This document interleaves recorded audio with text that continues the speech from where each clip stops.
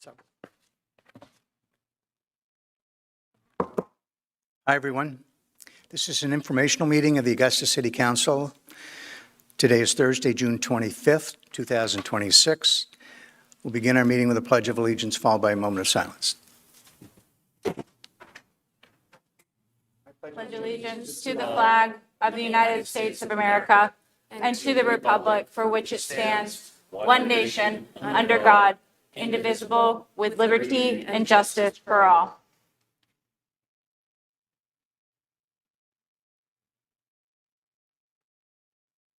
Thank you.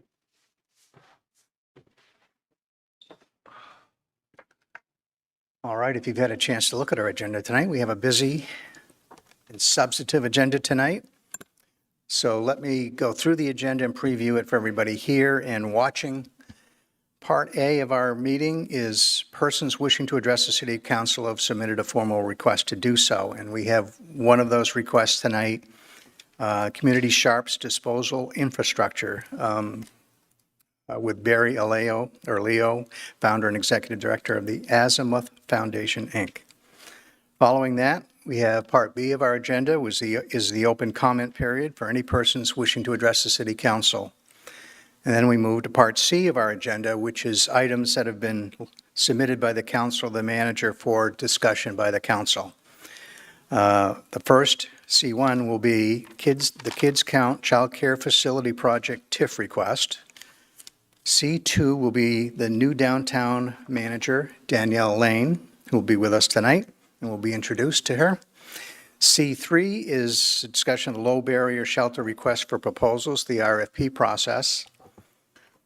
Next will be a discussion of the downtown monitoring and response programs. And finally, a discussion about the needle exchange and syringe service moratorium. When it comes to the public comment portion of our agenda, just remind everybody that we have a time limit of 5 minutes. So try to be succinct and concise with your remarks. And with that, we'll return to Part A, persons wishing to address the council, and we'll start with the Community Sharps Disposal Infrastructure discussion. Mr. Leo, I don't know is it Leo or Leo? It's Leo, thank you. Leo, thank you. Good evening, Mayor, councilors, and city staff. My name's Barry Leo, and I am co-founder of the Azimuth Foundation. We're here tonight to discuss Safe Tracks and the challenge of community shops disposal. So I'd start with a simple experience. Recently, as somebody else did here last week, came across a large number of discarded syringes, and I wanted to dispose of them safely, and it became quickly evident why needles are found in public places. There's no obvious way to discard them, and furthermore, there's no clear process to report them, or document their presence, and understand how they end up and where they are found. So this gap is what we designed a tool that's designed to address this issue.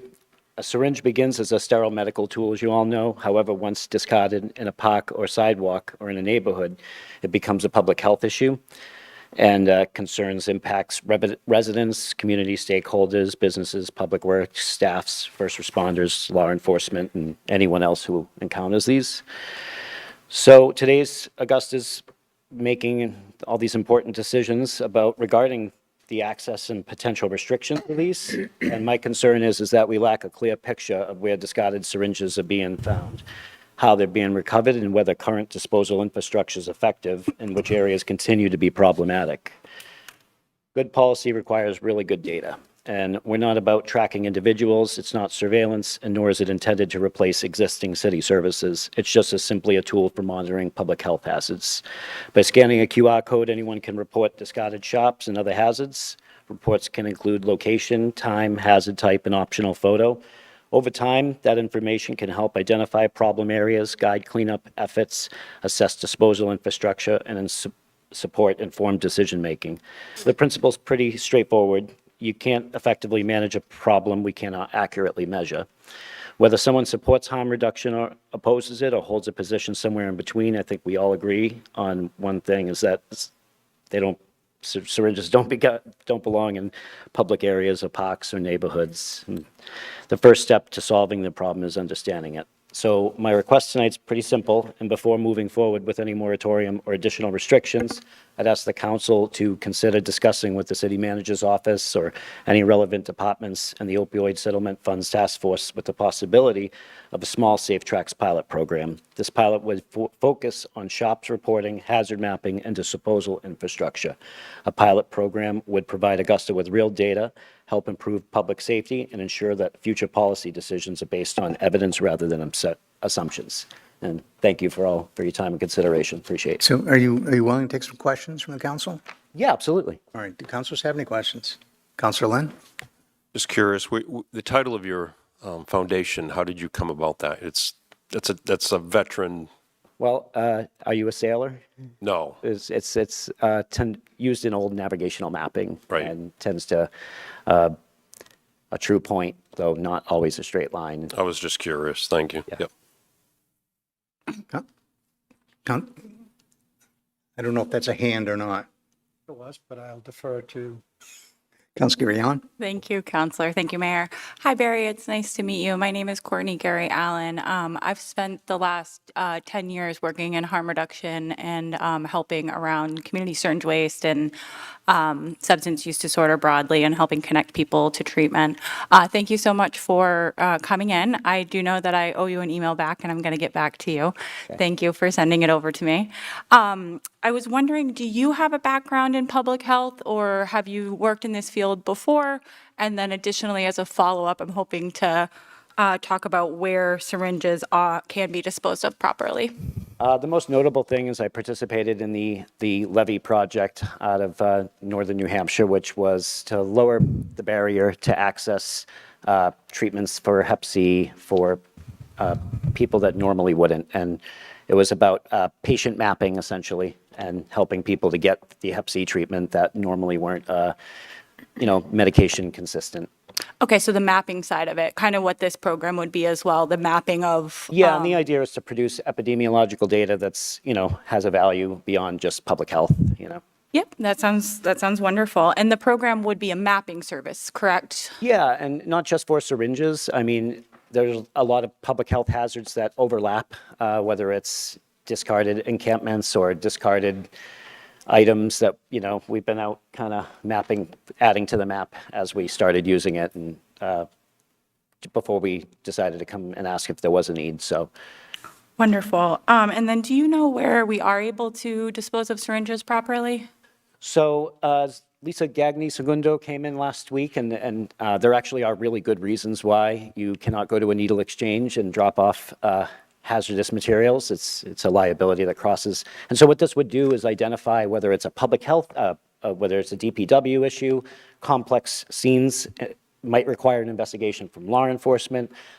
If it's a community stakeholder, it might be on private property. So I think mapping some of these areas and identifying what scale and scope of the problem would probably be beneficial to everybody in the community and not stigmatize or really have any negative effects on the SSPs. But if they're Wonderful. And I would like to take the opportunity to kind of help educate the community around the 4 places that you could dispose of properly around syringes. There are 3 locations, physical locations in the city of Augusta that you can properly dispose of syringes, including the Alford Center for Health, which is available 24 hours a day, 7 days a week by going to the front desk. They do ask that you bring in the syringes in a proper disposal container, and they have new disposal containers available.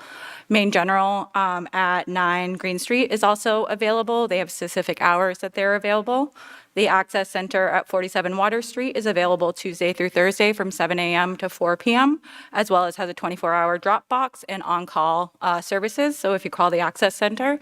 And then finally, there is a 4th way that a lot of the public does not know about, is that you can actually dispose of syringes properly in the trash can, as long as you take the opportunity to properly package them. And that means that you place them in a sturdy plastic container, such as a laundry detergent bottle. You put on the syringe, put on the cap, and you put on the bottle, do not recycle. And then you can put it in the trash. Thank you so much for your project. Appreciate I'm it. Thank interested you. to learn more as it develops. Are there others? Councilor Judkins? Thank you, Mr. Mayor. First, I don't want to misconstrue. I heard you suggest that we should have more data to work off from before we make decisions about a moratorium. My sense is that there isn't a lack of access, and a moratorium would simply not shut down who's doing this, but wouldn't allow other people to come in and offer more needle exchanges, which I don't think we need more needle exchanges in Augusta. But beyond that, you also suggest we should have this pilot program and this mapping. Can you give a quick summary as to what that looks like? How do you go about that? So currently, nowhere else in medical instrumentation, with whether it's a scalpel or, anything from, a hospital, is ever has a life cycle tracking, and we know where it comes and where it ends up. And the idea is to have some sort of life cycle tracking of what's found on the street.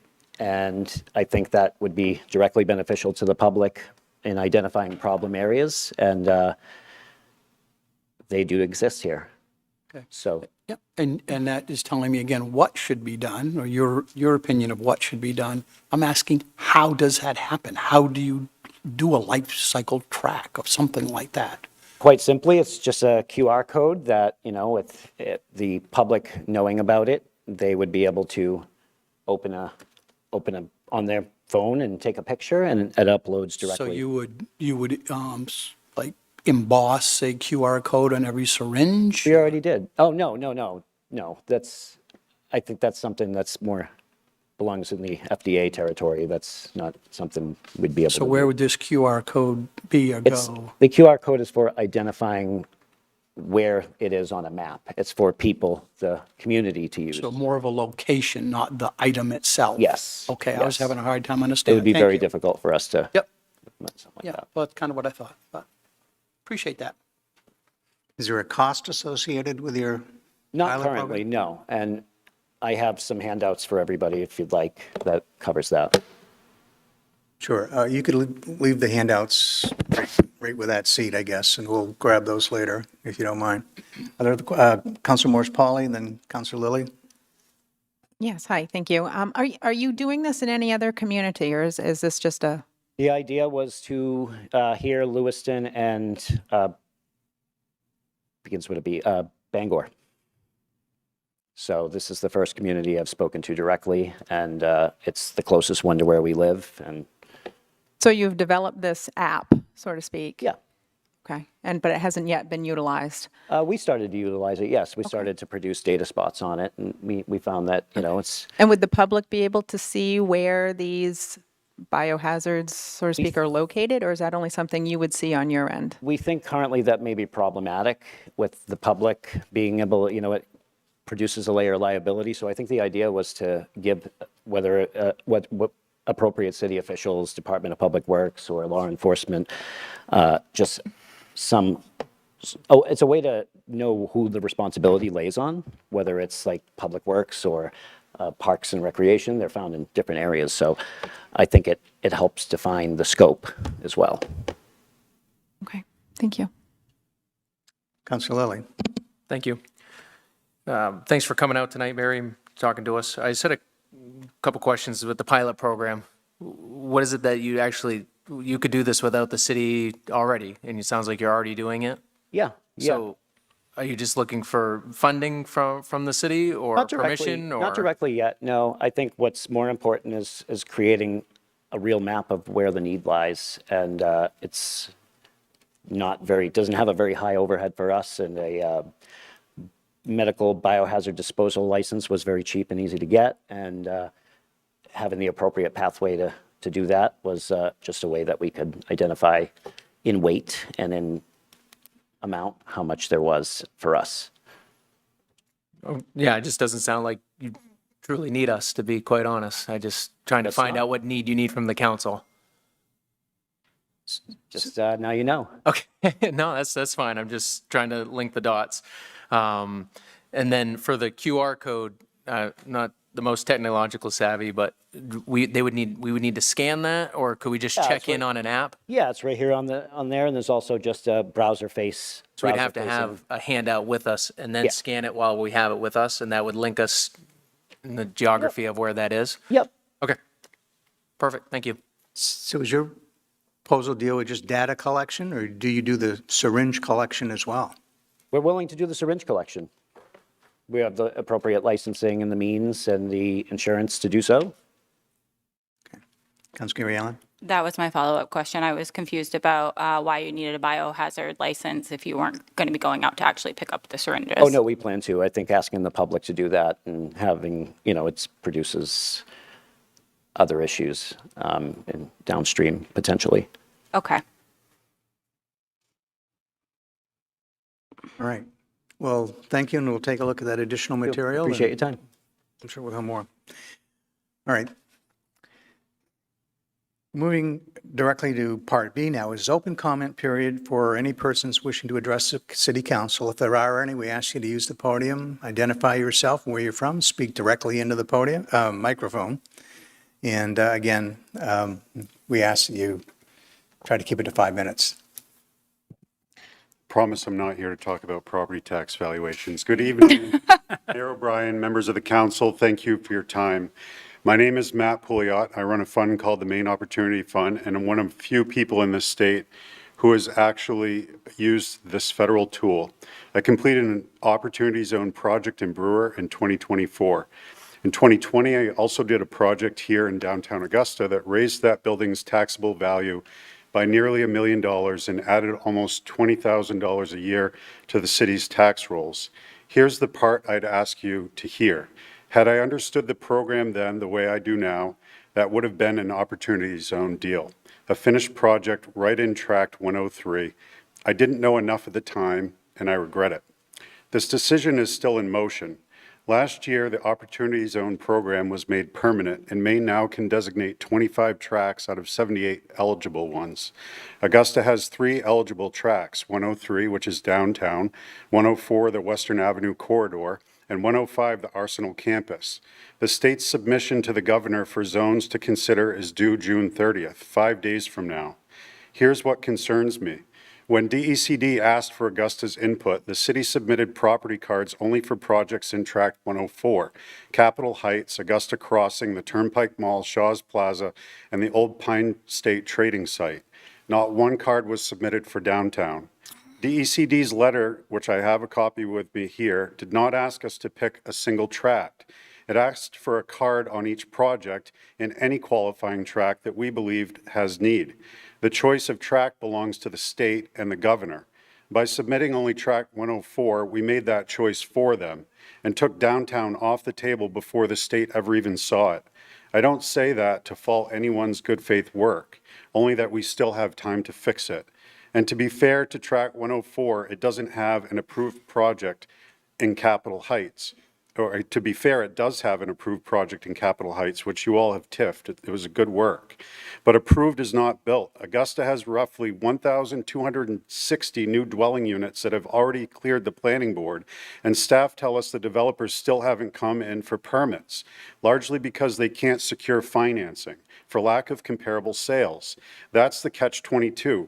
Projects stall for lack of capital, and capital stays away for lack of finished projects. And this isn't only my read. Just today, Greg Payne in the Governor's Office of Policy Innovation in the Future emailed me directly to ask whether that very claim was accurate, whether it sounded right to me. I told him it does. The state is already wrestling with this exact problem right now. An Opportunity Zone designation is one of the few tools that breaks that cycle, and downtown is where it would do the most good. This program was built to revitalize distressed places that private capital overlooks, and that describes downtown to a T. Tract 103, the current zone, has among the highest assessed value per square foot in the city. A building you can buy for $500,000 that needs $3 million in renovations to meet code is a textbook Opportunity Zone project, and downtown is full of them. This is no accident. The program rewards heavy reinvestment. To qualify, a project essentially has to double what is put into the building. New retail and parking lot pads rarely clear that bar. Historic downtown rehabs clear it almost every single time. The old zone never drew that investment only because no one knew how to use the tool, not because the tract can't. So my ask is simple, and it costs the city nothing. Before June 30th, I'd ask the council to direct staff to go back to DECD and add property information for downtown and the Arsenal campus in 105, which also qualifies, and ask the state to weigh all 3 eligible tracts and pick the strongest tract itself.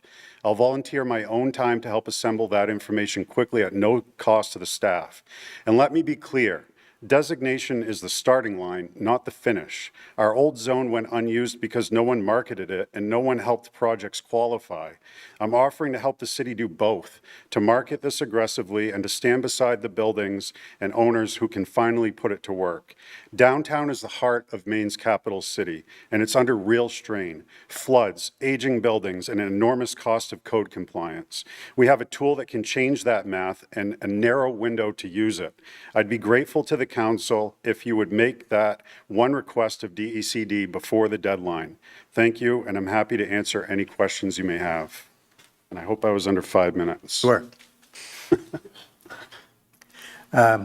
Council Sinkwitz? Thank you, Mr. Mayor. Hi, Matt. Thank you for bringing this to our attention. Can I clarify, as someone who does not know a lot about what you're talking about, you're asking us to direct staff to go back to DECD and add more cards to what they've given to DECD? Yes. Is that correct? Yeah, and allow the governor to make the decision. Don't make the de facto decision because they emailed this. I believe Augusta will get chosen, okay? There's a lot of communities that are going to want this opportunity to have this tool. And if the only one that has been submitted to the state is that one track, which one do you think they're going to pick? The one that was submitted. The staff should have submitted all 3 and then let the state decide what's best.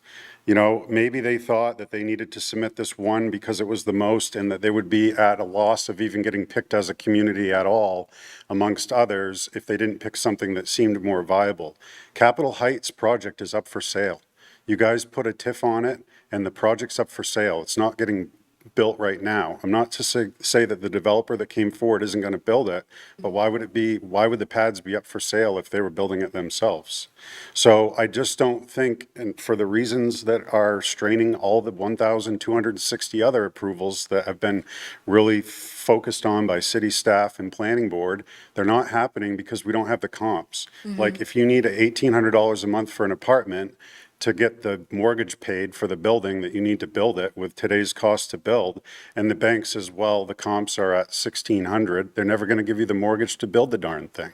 And that is the core issue of why we're not seeing new housing in Augusta. It's the reason why the only housing that's being built are the low-income housing tax credit projects, which are wonderful, but are highly subsidized by the government.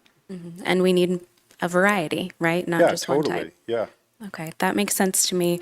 I appreciate you bringing this forward, Pleasure. and I'm happy to continue the conversation with staff and figure out what we can do. Thank you. Thank you. Councilor Judkins? I would just echo the appreciation of you bringing it forward. Not sure how the decision was made, what that process was to only do 1 cards. Probably will ask a question about that later. But now knowing about it, I could be in full support of requesting staff to submit cards for the other zones. Yeah, happy to do it. I mean, I canceled date night with my wife tonight when she's 9 months pregnant. It might be our last date night, but this is important. You know what I mean? We care about this community. Councilor Garyon? Thanks, Mr. Mayor. Hi, Matt. It's nice Hi. to see you. So it sounds like we have about 5 days, so the time is ticking, and I'm just wondering if city manager could take on looking into the details of this to get it done? Yes, certainly. It was my understanding we could only submit one, which is why we did that. And it was a memo that did go out to the council in April when we did that. But we certainly have enough time to hit the pause button and do whatever we can do from this point. And I'll keep you all posted with that. Keith is here and did the work on that. And there's a memo I can recirculate that was sent out. But I have no problem with revisiting Double check that the work? and letting you know. Pardon me? Double check, cross the Ts and dot the Is? Yeah, no, just the idea of, again, like I said, I thought it was only one, but if we can submit all 3 and that's the pleasure of the council, that's what we'll do. That's my pleasure. Well, so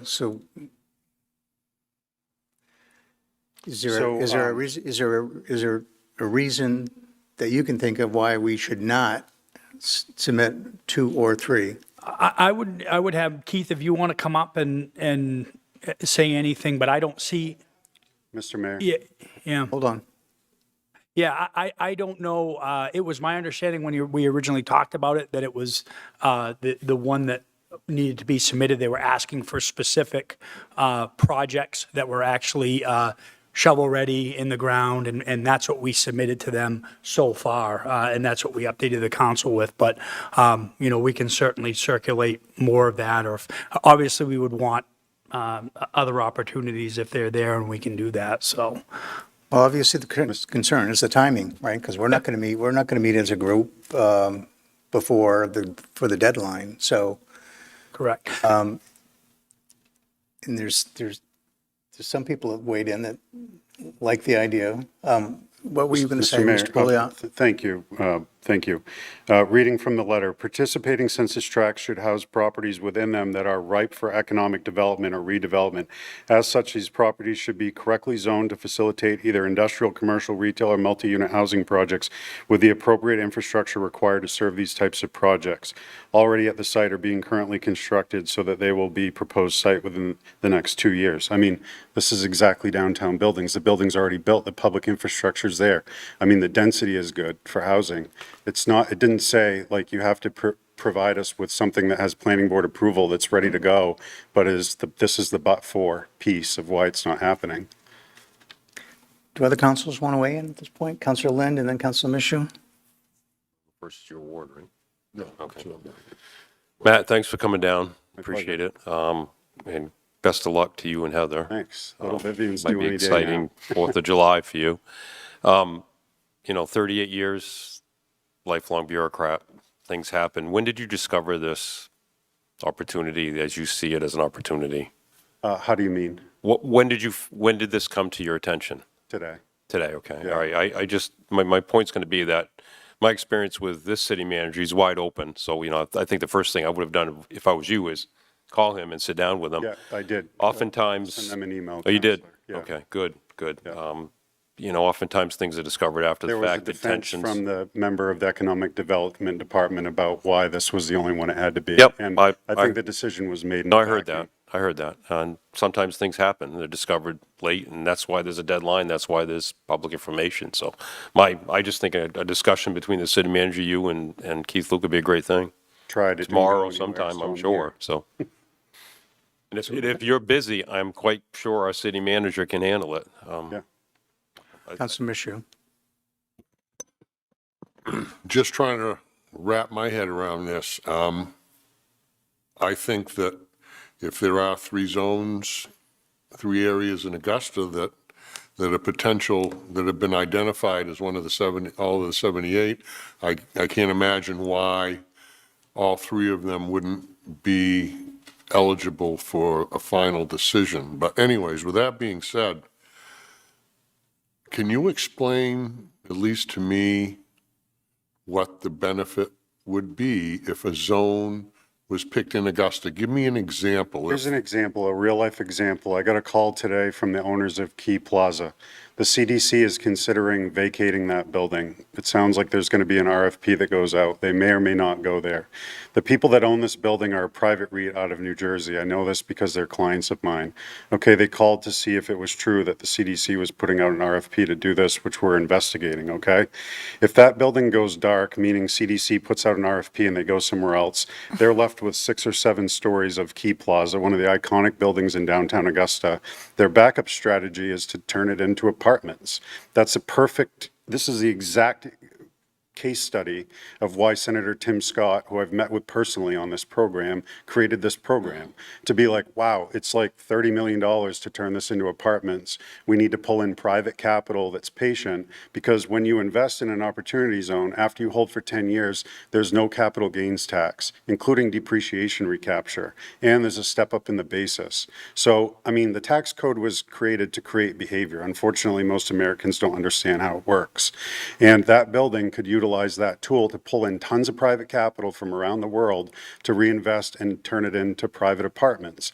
If that doesn't happen and there isn't a tool like that, it's likely that that building would sit for years to get filled. It took them 4 years to fill the second floor with a law office that's going in soon, and they have Tyler Technologies going in on the first floor.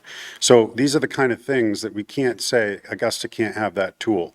A downtown can't have that tool. I mean, we need all the help we can get because the buildings are older. They're extremely expensive to be brought up to modern codes. The other thing you could do is forget everything I said and get rid of codes. You know, but that's not going to happen. It wouldn't be safe, and it's just not a good idea. But the reality is these buildings are expensive to do, okay? And they don't pencil out unless you have a whole stack of tools, including something like this. And I understand probably where staff's coming from. They did diligence, right? And they're like, no projects happened. So obviously this was a bad zone, I guess, but not really. It's just because we haven't really worked diligently to say, here are our opportunities and here's what we're going to do to help you use these programs. It's just been a wait and see approach. So hypothetically, if other zones are included and downtown is picked,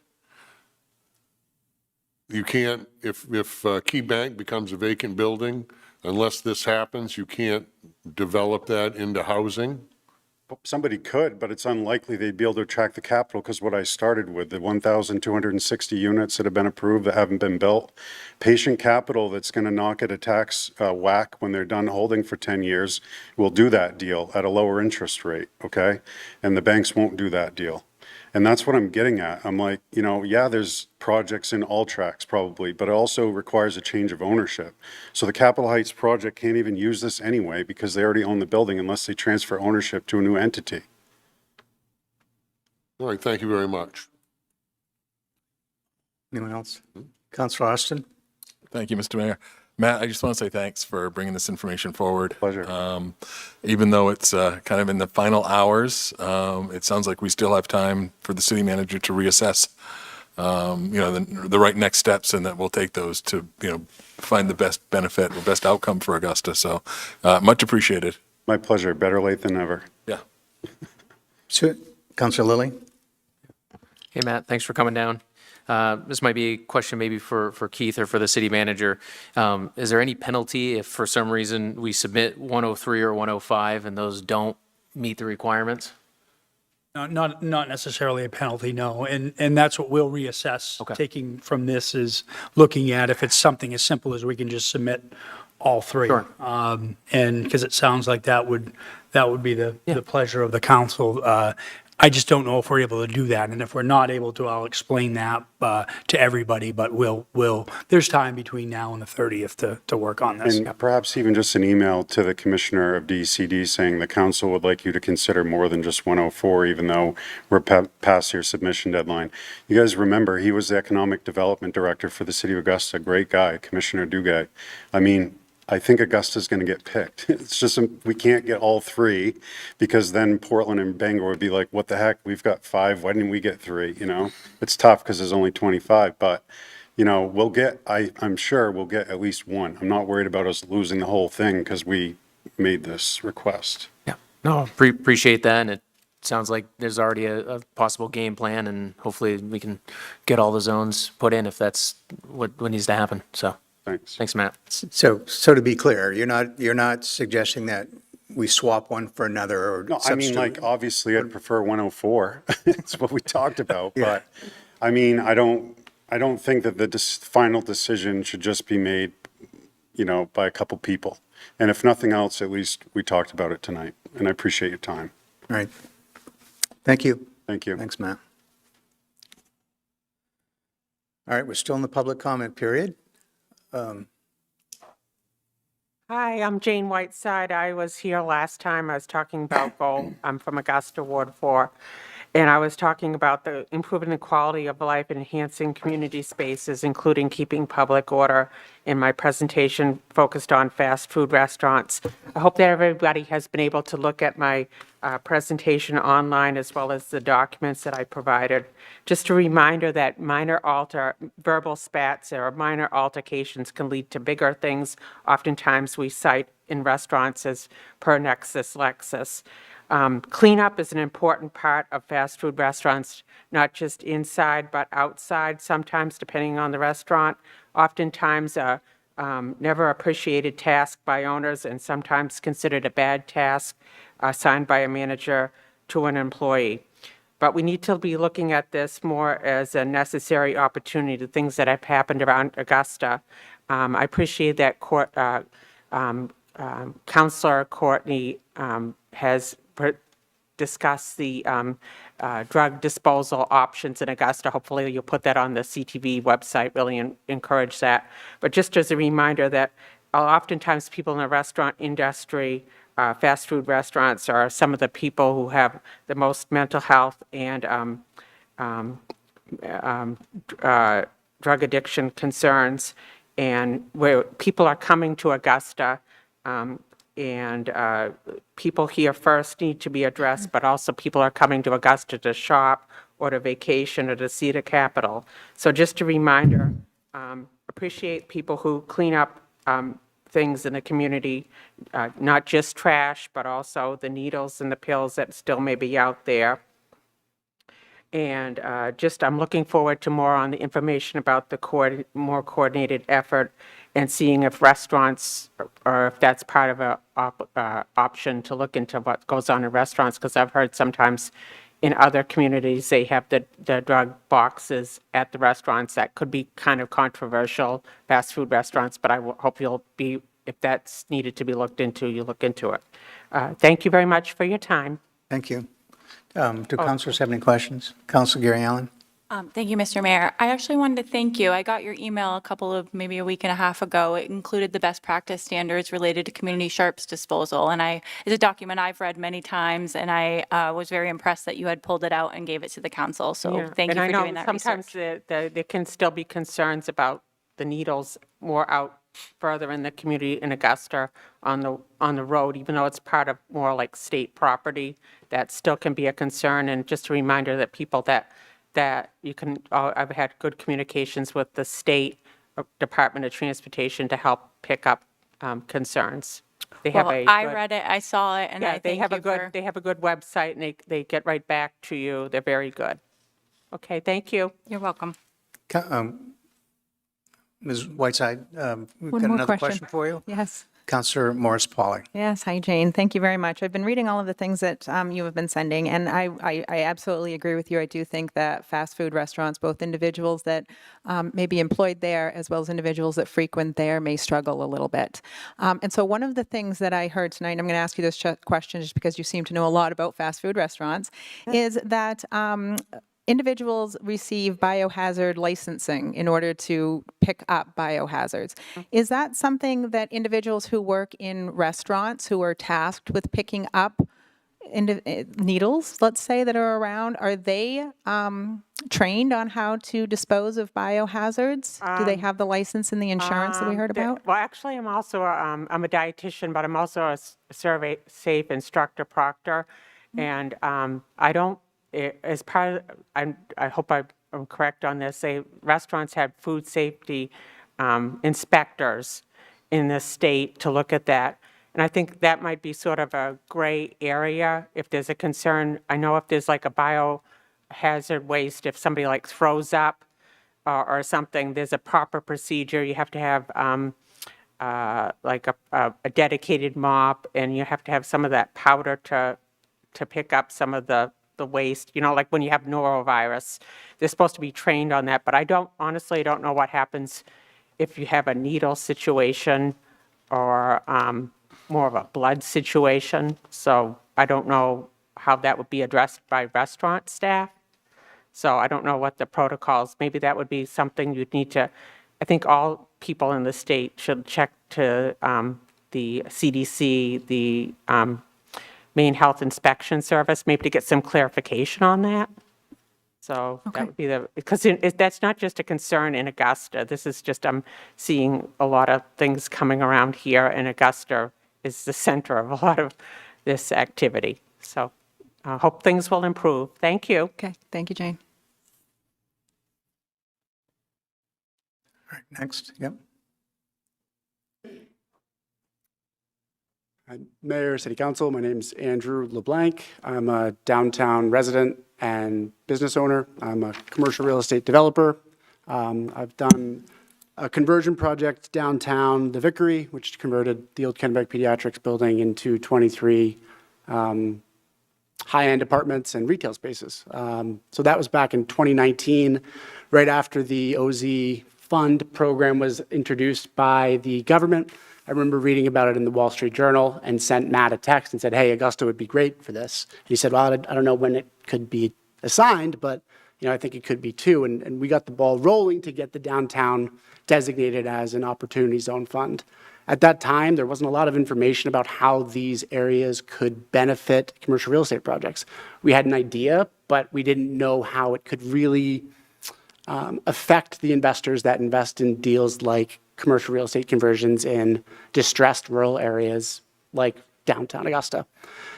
Now, 10 years later, after a lot of other folks in other regions have done the work, it's become clear that Opportunity Zone funds have a significant impact on the conversion of distressed property in downtown rural areas into high-end, capital-intensive, difficult projects that don't have comparable assets to basically lead the way. That's what we have going on downtown. Nobody around us is doing anything. We have to do it ourselves. And as such, we have lower appraisals from banks. We have higher costs of construction. And we have a tougher sell to investors to say, come invest in Augusta, don't invest in Waterville, where there's Colby. Don't invest in Portland. Don't invest in Bar Harbor or anywhere else in Maine. Come to Augusta. The downtown has an uphill battle, I think, for a lot of reasons. A lot of Augusta has an uphill battle, but the downtown in particular does, just because of where it's been located, the cycle of development that's occurred. There are a lot of vacant buildings, and there are probably going to be more vacant buildings in the next few years than less. I'm lucky enough to not have had a vacant building with the Vickery, and on a current project I'm doing, the old Federal building in downtown Augusta that received a TIF from City Council. We've received financing commitment letters from Kennebec Savings Bank. Last week, we received our tax credit commitment letters for the New Market Tax Credit Program and the federal and state historic tax credit program. So right now, we're teed up to start construction on this project in around October. Opportunity Zone funds, the Qualified Opportunity Zone Fund structure was a structure that we were hoping to utilize to help provide our investors with a better return than they would have traditionally gotten. It really pairs well with hotels. It's one of these things that the program structure and what hotels offer investors, they kind of mix very well. We have to use every available kind of bullet in the holster to get this thing done, and that was one of the bullets that we were probably going to be able to provide investors. If it's not, hey, that's the way things go, but if it is, it can only help get the downtown tipping in a different direction. Again, I think when Matt told me that the process was being brought up again, and that there were no properties in downtown Augusta that were designated or presented to the state as a potential fit, I was a little bit shocked given the knowledge of my project that's been going on for quite some time and not having been reached out to have that conversation. I'm here kind of as an ombudsman for the downtown. I think that it is an area of Augusta that has a ton of value potential for the city. It can only go up. They're redeveloping Front Street. We're redeveloping the old Federal building into a luxury boutique hotel.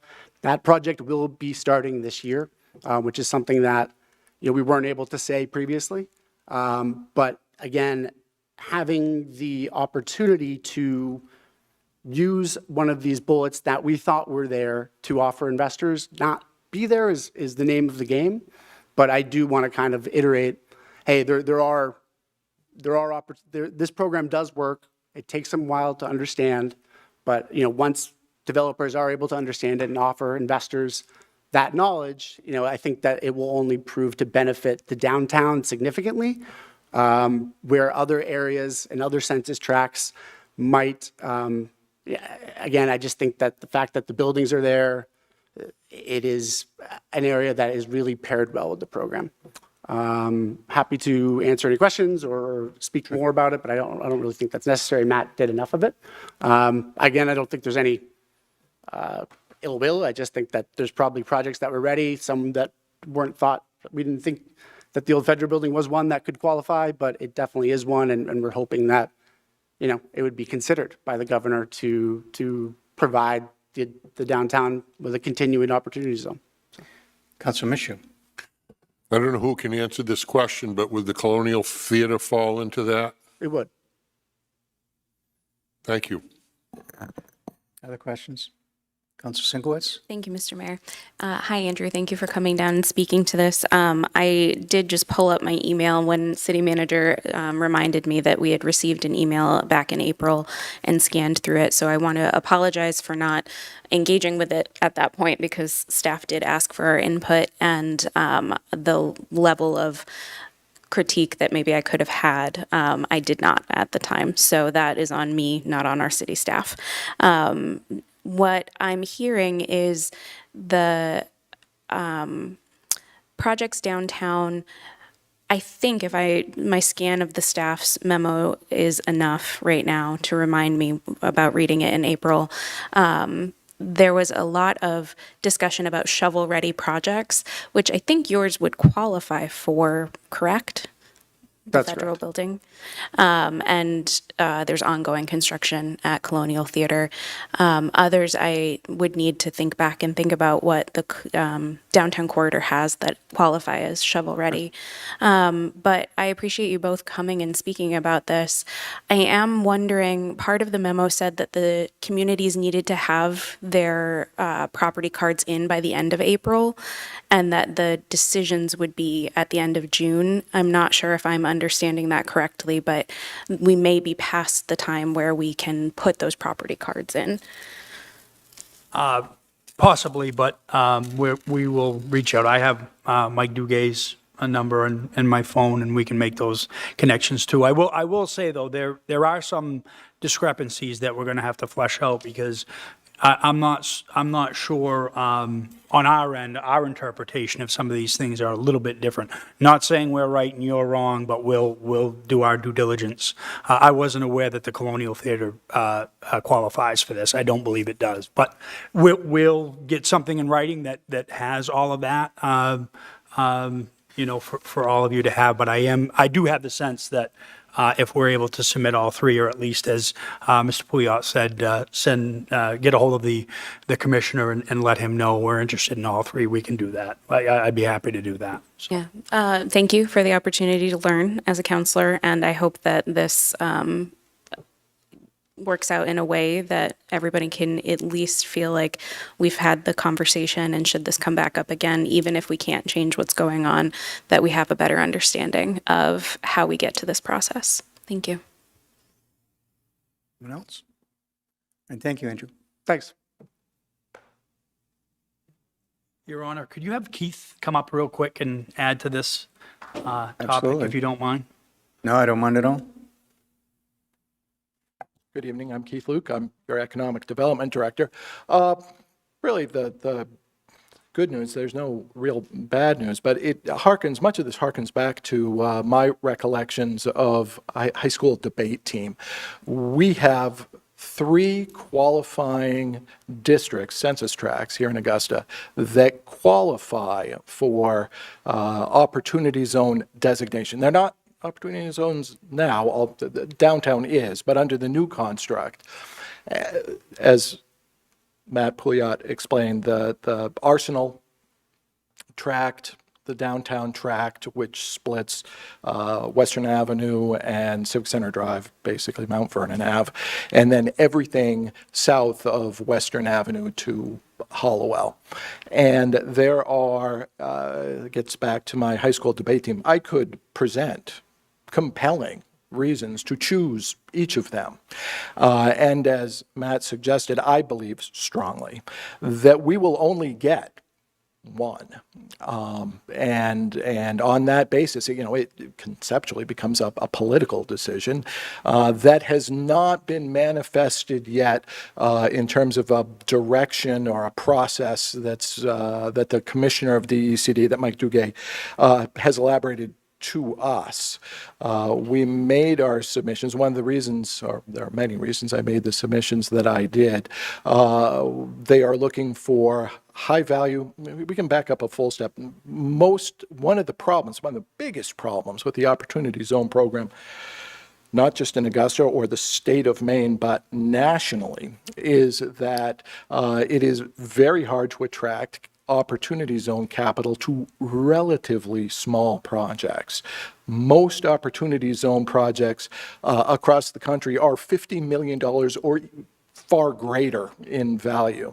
Trying to raise Opportunity Zone capital from Opportunity Zone funds, not impossible, but it's very challenging, and it's one of the reasons that in the past 8 years that our downtown has been designated as an Opportunity Zone, we haven't attracted, to our knowledge, any Opportunity Zone fund money to finance any of the projects that we have ongoing. As you know, as we work together with the development community on things like affordable housing tax credits, historic tax credits, tax increment financing, we're very engaged with the development community on that basis. They come to us for assistance in that respect, coming to us for assistance in attracting Opportunity Zone funds would be a different and basically a very difficult challenge for a small city that isn't necessarily generating within itself capital gains of a size that would lend themselves to significant projects. Not impossible, but challenging. And the answer to the question why Opportunity Zone funds haven't flown typically to the city of Augusta or cities of our size.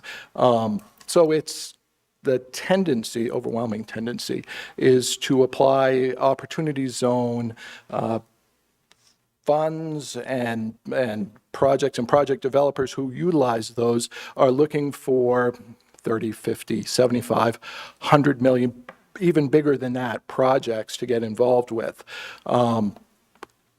From my experience over the past 8 years, the number of inquiries we have gotten about whether projects are in our downtown, in our Opportunity Zone, have been to the suggested Tract 104, that southern tract that includes the Capitol Heights project, Kmart, the former Kmart Plaza, Shaw's Plaza, Augusta Crossing, importantly also the Pine State Trading property. It's great, there's some great potential projects for Opportunity Zone funding there. There's some great potential Opportunity Fund projects in the downtown, and the Arsenal project property at some point could be a great target for Opportunity Zone for a major investor. But we got to pick one.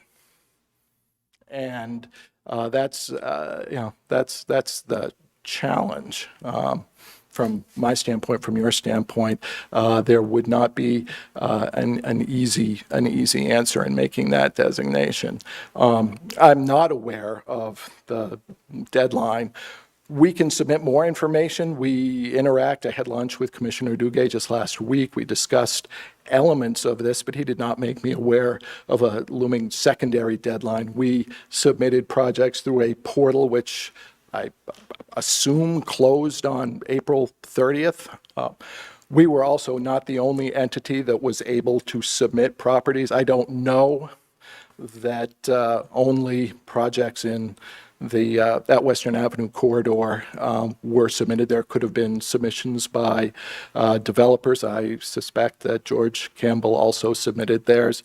But it's a decision ultimately of the commissioner and the governor. So I think what I understand is that this second deadline we're talking about is the deadline that they're going to make the decision by. It's not a submission deadline, but it's a decision deadline. Is that? The The commissioner told me he was going to make his recommendations to the governor at some point in early July, and that she had 90 days from then to make her decision on the designation. Okay, let me ask you this. You said we have to make a choice. Is that true? We only can submit one? We could submit several. If I had a strategy, it would be because it's competitive. There are only 25. The likelihood that we would get 2 or 3 designations out of the 25 that the state is going to allocate, my strong suggestion was that we concentrate our effort on one, so we get at least one. Our track record in the downtown has not been good, but it has been good for virtually every opportunity zone recipient outside of Portland. There have been a couple of others. I know Matt's been involved in one, but it's just tough to use this economic development tool, which is a federal tool, not a state or local tool, to bear on these type of small projects. So is the reason you went with a different track than downtown is because it hadn't been utilized up to now? That's one reason, and that's where these larger value investment projects, like the Capitol Heights project, which is at least $60 million, come into play. I had, for example, a discussion with Andrew Silsby about utilizing Opportunity Zone funds on the Kennebec Savings Bank facility, which is currently in the existing downtown Opportunity Zone. He had his people look at the program and determined that it was not going to be of benefit to them. Doesn't mean it wouldn't be of benefit to someone else. It wasn't of interest to them or relevant to their project. One other question to answer. Colonial Theater, it's conceptually of applicability to the Colonial Theater only if they were a private sector or sold, or the investor were, it's all capital preservation based, and the Colonial Theater is going to be a nonprofit, so not a great fit there. Councilor Lind?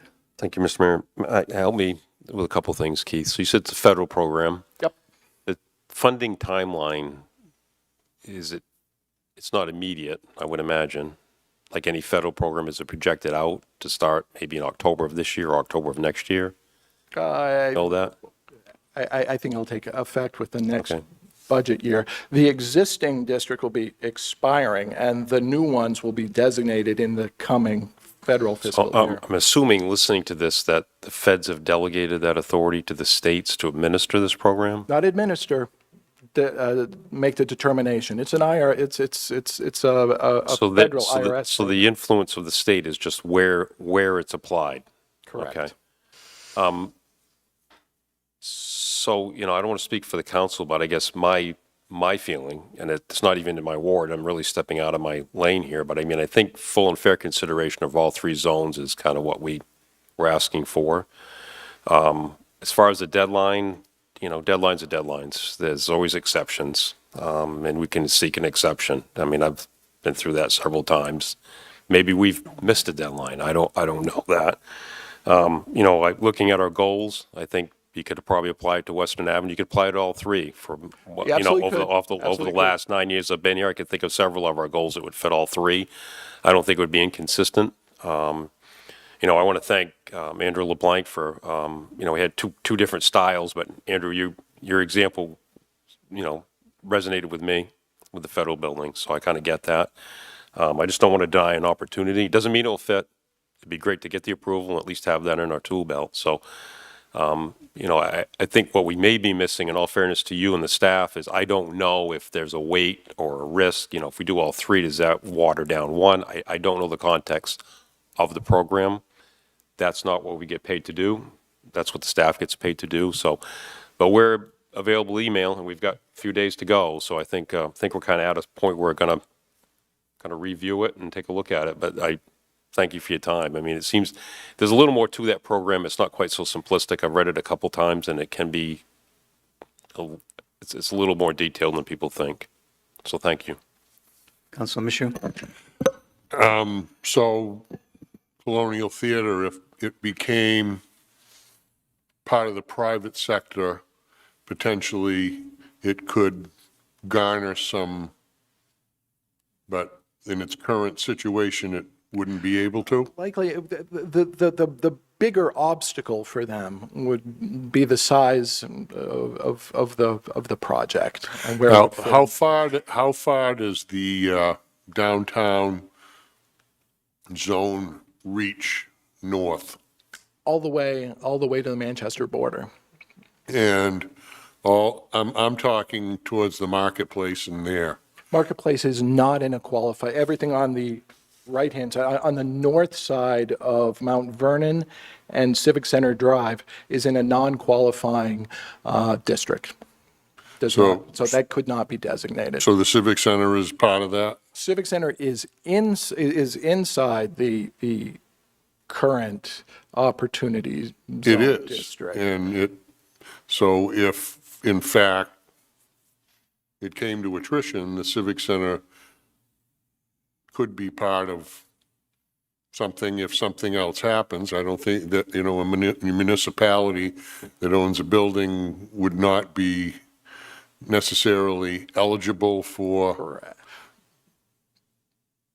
I hate to interrupt. If the Civic Center were sold and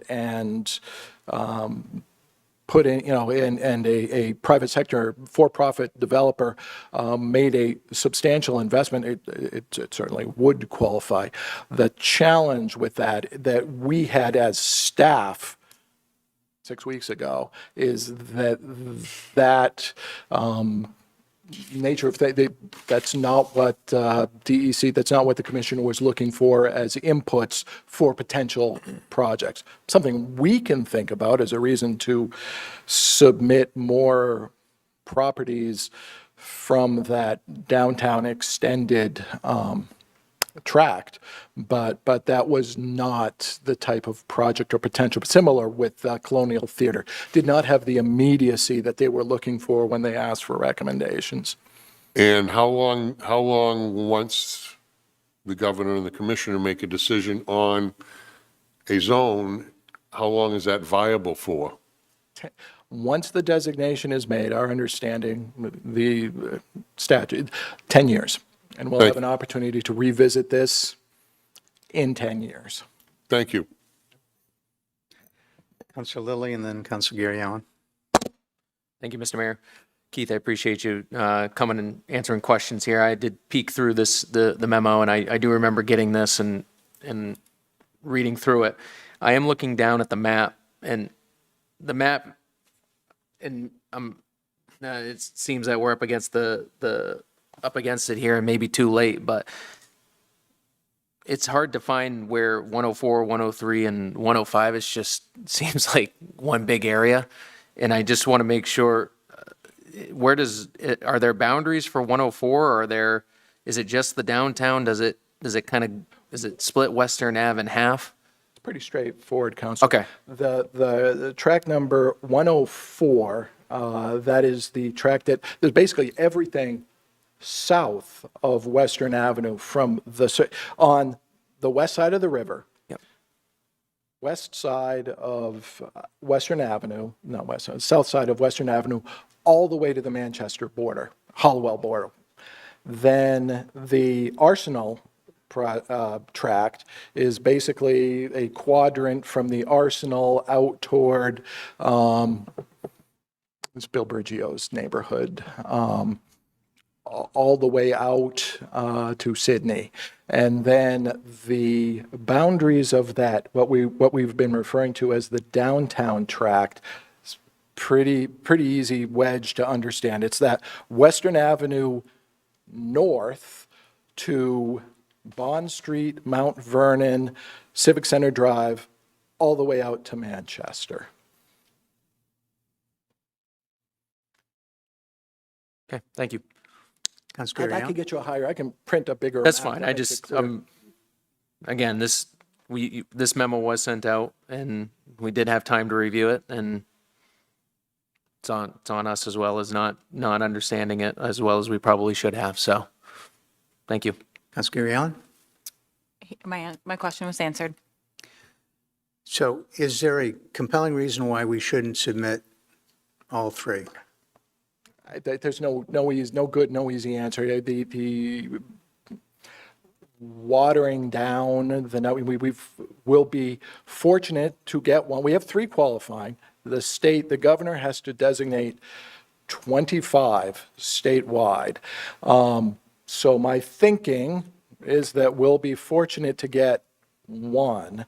My advice would be to focus, as I had done, on 1. But if the commissioner or in that 30-day, 90-day period comes back to us and gives us options, gives the city, says, you can pick one of the 3.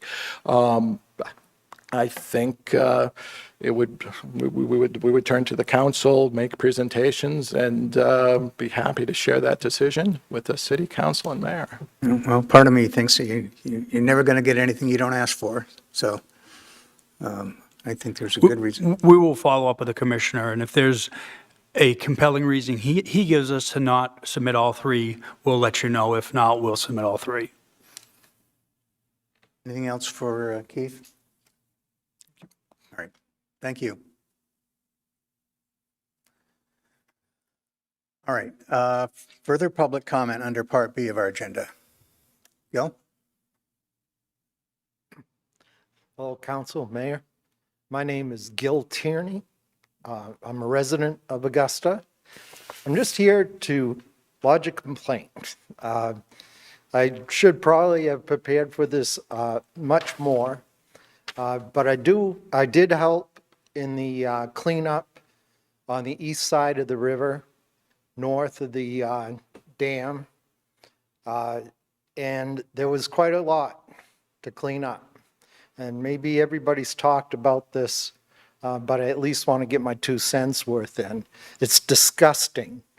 It's disgusting what is going on along the rivers, and it should be not tolerated at all.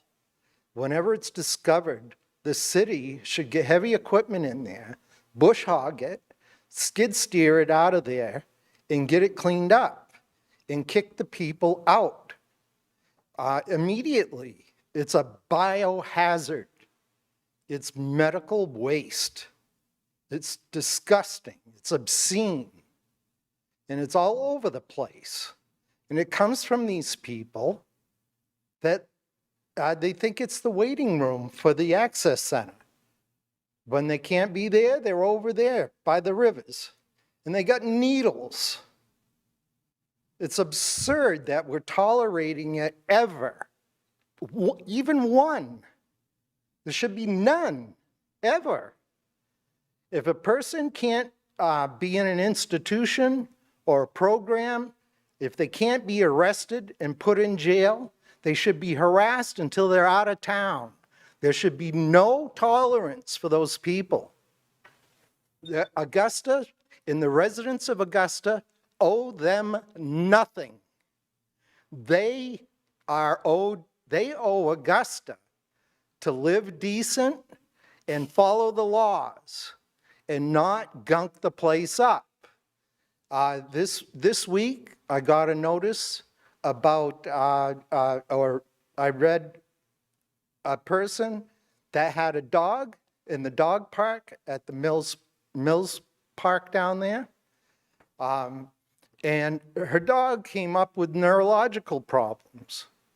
And it was methamphetamine in the dog. Now, 4th of July is coming up. Hopefully, there's going to be lots of people coming to Augusta to enjoy this wonderful city. And these people with these needles, vagrants, people that have their lives are not consistent with good, orderly behavior, social behavior. And it's dangerous. What happens if a kid is down there in Mill Park, comes up with methamphetamine in his neurological problems, and it's not a dog, but an innocent child or any other person? And why does anybody have to look at that? It should be zero tolerance right away. There should be no programs here in Augusta for anybody with problems like that. None. The taxpayers and the people who reside here do not deserve that.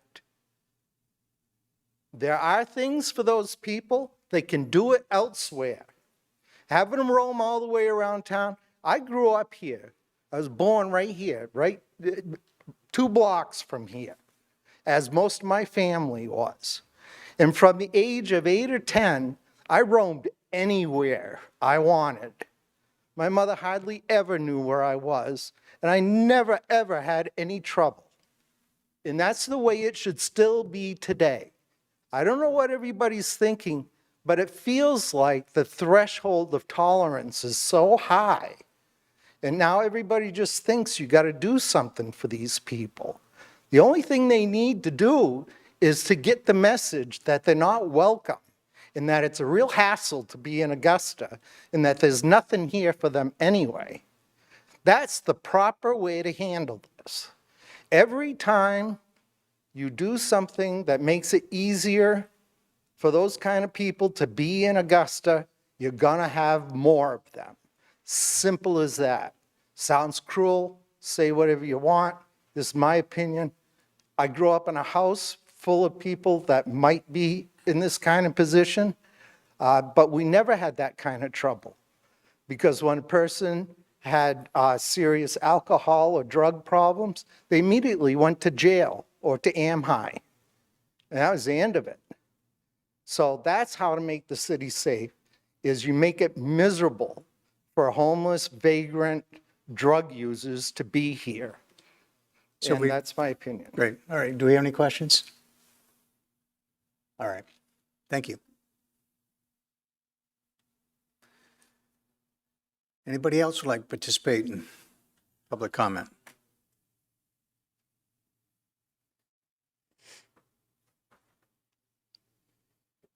Good evening, everyone. My name is Cormac Manning, and I live in Augusta. And I'm coming tonight in the spirit of compromise and conciliation. As I think all of you know, I'm part of a group that has 2 petitions out at the moment. One to let us use ranked choice voting for municipal elections, and the other to make it proportional by moving from ward elections to at-large. I'm here tonight to let you know that we are suspending gathering signatures on the second petition, the ward and at-large one. While hundreds of residents have signed it so far, the proposal to move from ward to at-large elections is not moving forward at this time. Yeah, I guess many of us think that from many conversations, many of us think that this proposal would have solved some real problems and improved representation. We have also heard from others who are worried about what might be lost under the proposals. And we think that we would benefit from having more time to talk to each other about this idea, to bring people together, to try to bring everyone together as much as possible, and to avoid asking people to immediately take sides. We did want to show you the signatures of the residents who have signed so far. I know there's normally a table I was going to, I'm not sure if there's the best way to share those, but I think we could possibly follow up. Happy to show you individually. But there have been hundreds of residents who have signed the petition so far. From every corner of the city, we have a lot of names that I think each one of you would recognize. Your constituents, your friends, your neighbors are on these sheets. There are citizens who are lifelong residents of Augusta for decades. There's citizens who are new Mainers. There's seniors. There are people from the Coney class of 2026. And I'm pretty certain that there's people who have signed these petitions who have voted for every single one of you. And this is only after 3 weeks, since about 3 weeks from yesterday, the petitions were issued, and these petitions go on for 17 weeks, so that's just from the start. But like I said, we have heard from others as well and are coming here in the spirit of listening and trying to work constructively. And in that same spirit, we are open to amending our other proposal on ranked choice voting. I know that some of you, some councillors, have felt like there was insufficient consultation on the original proposal. I am sorry for that has been felt that way, and want to make sure that is not the case going forwards. So we would like to invite each one of you to meet for a conversation about how we can make Augusta democracy the best that it can possibly be. We do want to hear we do want to listen to what you think is working well, and we want to hear what you think the problems are, because I think everyone would feel that there are things working well, and we can always look about how we can make things the best they can possibly be. And we do want to share what we've heard and what we've learned from speaking to literally hundreds and hundreds of residents about this. I genuinely do think there's a chance that we can find some common ground, and I think out of respect for the hundreds of people who have signed these petitions that we should try. So we'll be in touch and hope and trust that you will be open to a conversation about how we can do the best that we can possibly do. Thank you, and always happy to answer any questions. Sure. Councillor Mishu. I'm just curious, you got hundreds and hundreds of signatures in 3 weeks. Why have you decided to suspend it if you have 17 more weeks to collect the rest of the signatures? Yeah, so a couple of different reasons. The first, like I said, I think we genuinely want to try to come and try to have a conversation, and we know that for many of the people here, this proposal in particular is something which is very important to you. So we wanted to show that we're willing to come to have a conversation. Also, some other factors which are relevant. The two other factors that are relevant. So firstly, the timeline for these petitions would send the issue onto the ballot in June 2027, which is likely to be, unfortunately, a low turnout, perhaps an unrepresentative electorate. We think it would be better to have this decision made with as many people involved as possible. In a November election, there might be something like 8,000 people turn out and vote. In June, this year there was a lot because of the state elections, but June of next year, you might be looking at more like 800. So we didn't want the decision to be made by a small group. Also, the final thing, I'm sure this could have been worked out if possible, but an extra factor was that, looking at the timeline as well, the deadline, those 17 weeks, would have us complete at the end of September, start of October, and we would be sending thousands and thousands of signatures to the city clerk's office right during when they're busy with absentee voting, early voting, everything for prep for the election in November. And there's pretty strict deadlines under state law for all of this, so the timeline for everything is set. There's no flexibility on anyone's side for changing that deadline, and we wanted, if we could, to try to relieve that pressure of the staff to be going through thousands in that crunch period. And you've suspended both or just one? Just the one, the at-large. So you're continuing with the ranked choice petition? We would like to have a conversation to see if there's something that we can all agree on. So continuing it for the moment, but we're offering, if there is something that we can agree on which is different from the proposal here, we're willing to go with that instead, if there's something that everyone can find common ground on. So for the moment, keeping going, but we're genuinely open to see if there is something that we can get broader support for. We're willing to change that proposal and go with whatever it is that we can agree with, if there is something, and I genuinely hope that there will be. Thank you. Councillor Lind. Thanks, Cormac, for coming down, willing to stand before us. I'm going to choose my words as carefully as I can. You know, you and I had a long conversation, and during that conversation, I did bring up the burden on the staff, on the clerk. And I asked you to consider communication rather than the heavy-handed petition process that you chose, and you chose the petition process. So that's where I was saying slow down a little bit. You know, I've got to ask a few clarifying questions if you don't mind. How long have you lived in Augusta, Cormac? Since last year. Although I'm the person who's here on behalf of the group, there's a wide number of people. I understand. So I think when you say things like fix real problems, I take exception to that a little bit. And I think, you know, knowing your background, you're a believer in ranked choice voting, very much so. May not fit here. So I wouldn't perceive you're fixing a problem. And that was the exception. You know, when we had our conversation, I was trying to get you to maybe understand the city a little more, understand how it works a little more before proceeding with this petition process. Now, when you say hundreds of signatures, can I just ask how many do you have? What's the total?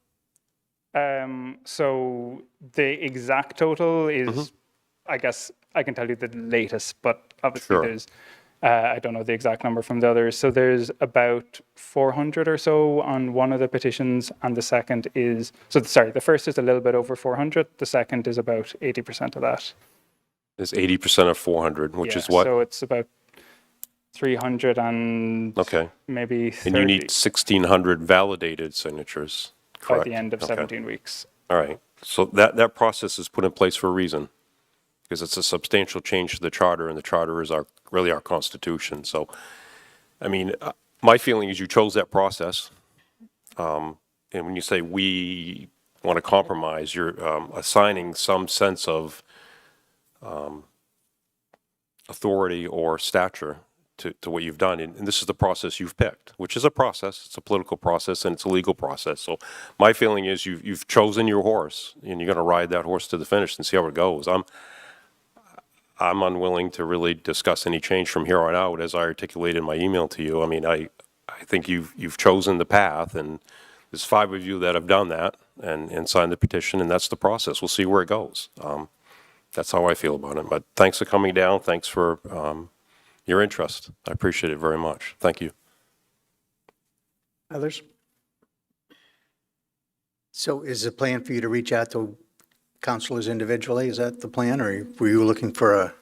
Yeah, I would. I mean, I think whatever is the most comfortable for people. I mean, I guess if I can just say as the last thing, I think what I would say is the advice that we have had from, I would like to speak further, the advice that we've had from the conversation so far with members of the council has been that people wanted more discussion and more input. I guess I'm saying we would like to take that advice. I suppose can't force anybody to speak if they don't want to, but we would like to say that the door is open. Well, we have a few moments if anybody wants to weigh in, but otherwise, I would suggest that you kind of reach out, try to have those conversations one-on-one. But Councilor Sienkiewicz? Thank you, Mr. Mayor. Hi, Cormac. Thank you for coming down. I appreciate your dedication to the principles of democracy and how much your group cares about democracy. I know you and I have talked about the oddness of the year that I run in. I think Kevin Lamro calls them the harnessed seats. And so I would say that as someone who's run in 2 of those elections now, I do see at least that as a problem in the city of Augusta. It is confusing for people to choose 2 seats every 3 years, 2 out of 3 years with the school board seats. And a significant portion of Augusta does not choose that second vote.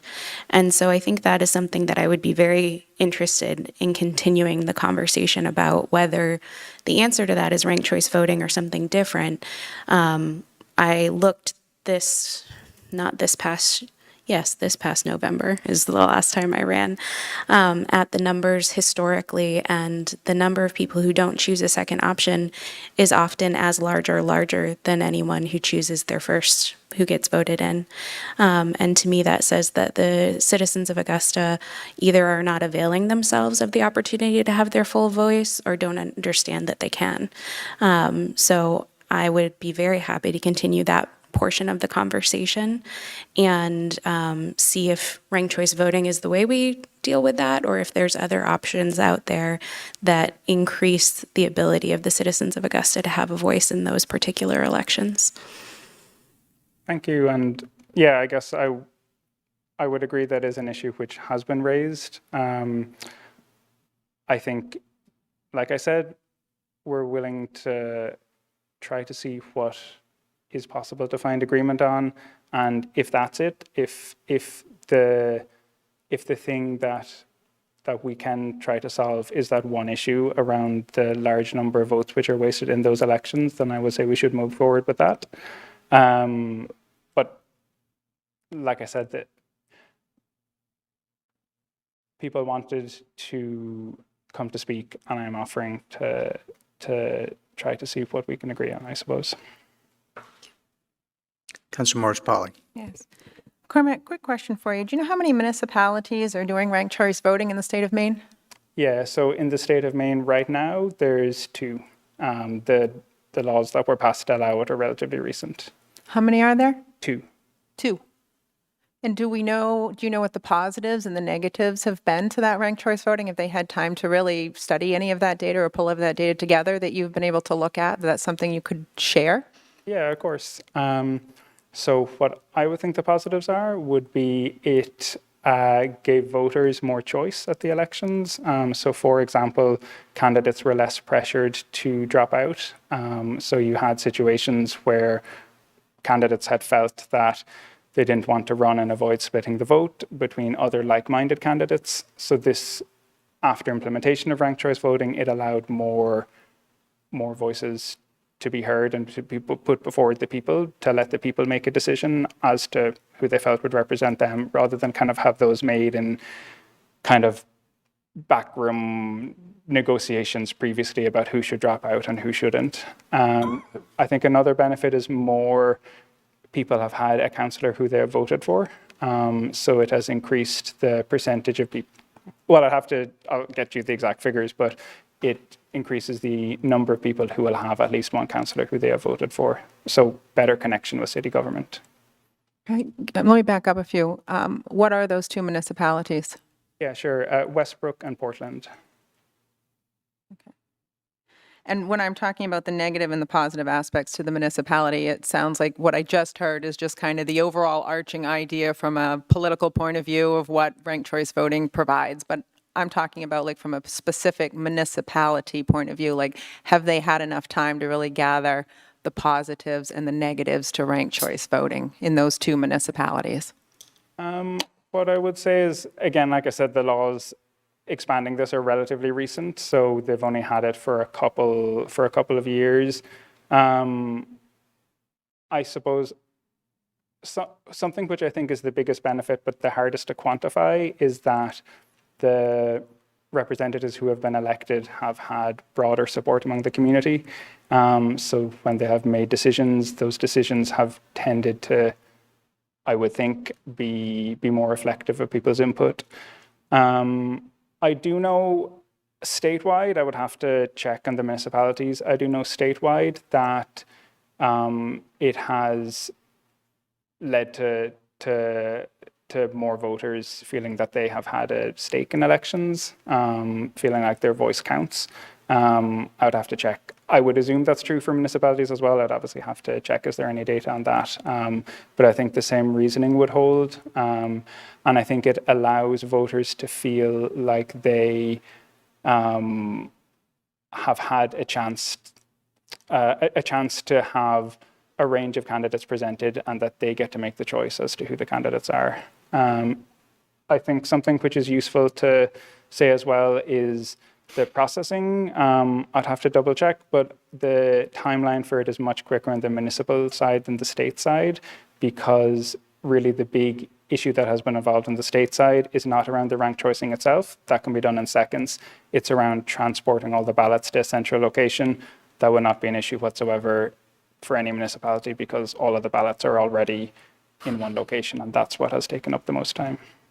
I'm not sure, did that fully answer what you were looking for? Well, I'm just trying to look at the data that, how much of, how have we done this in the state? How did it work before, we kind of bring it to, Augusta? I like to look at what's out there, what's happened, how's it working, what's the response of the people. And it sounds to me like really I can't really gather that much information because there really isn't that much information on it right now. Sure. I guess what I can add as well is, to my knowledge, in Westbrook, Quid was brought in, I think, about 5 or 6 years ago, maybe 4 or 5 years ago.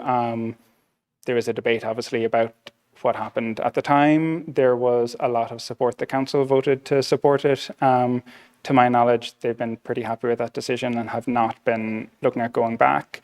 In Portland, they started by doing it just for the mayor role. And then they had that for, I think, around maybe 10 years to see how that worked out. And again, rather than look about going back, they decided to expand it further to the council members as well. So I guess that's maybe an indication of the kind of satisfaction in those communities that they've had it and have been looking at expanding it rather than bringing it back. I guess that's helpful. So are you saying that both of these municipalities, the choice was made by the council, or was that made by the voters?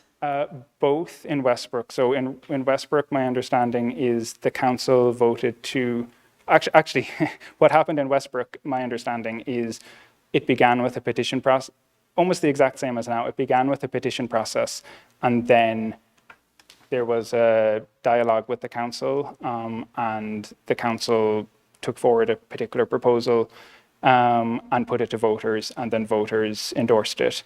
In Portland, I believe it originally came out of a charter commission. I believe it came out in, I think both the initial and the expansion came initially from a charter commission, but then went to voters, was endorsed by voters. I think the same process would have to happen with Augusta, that whatever happens, the final decision would be made by the people of the city. And I think that would be appropriate to give people a say. But that's my understanding, is Westbrook is maybe the most similar to us, that it began with a petition process, then the council decided to take forward a particular version of that proposal and sent it to voters to make the final decision. Okay. Thank you very much. Councillor Lilly. Thank you, Mr. Mayor. Thank you, Cormac, for coming tonight. Talk about the elimination of ward seats first, and then we'll go to ranked choice voting.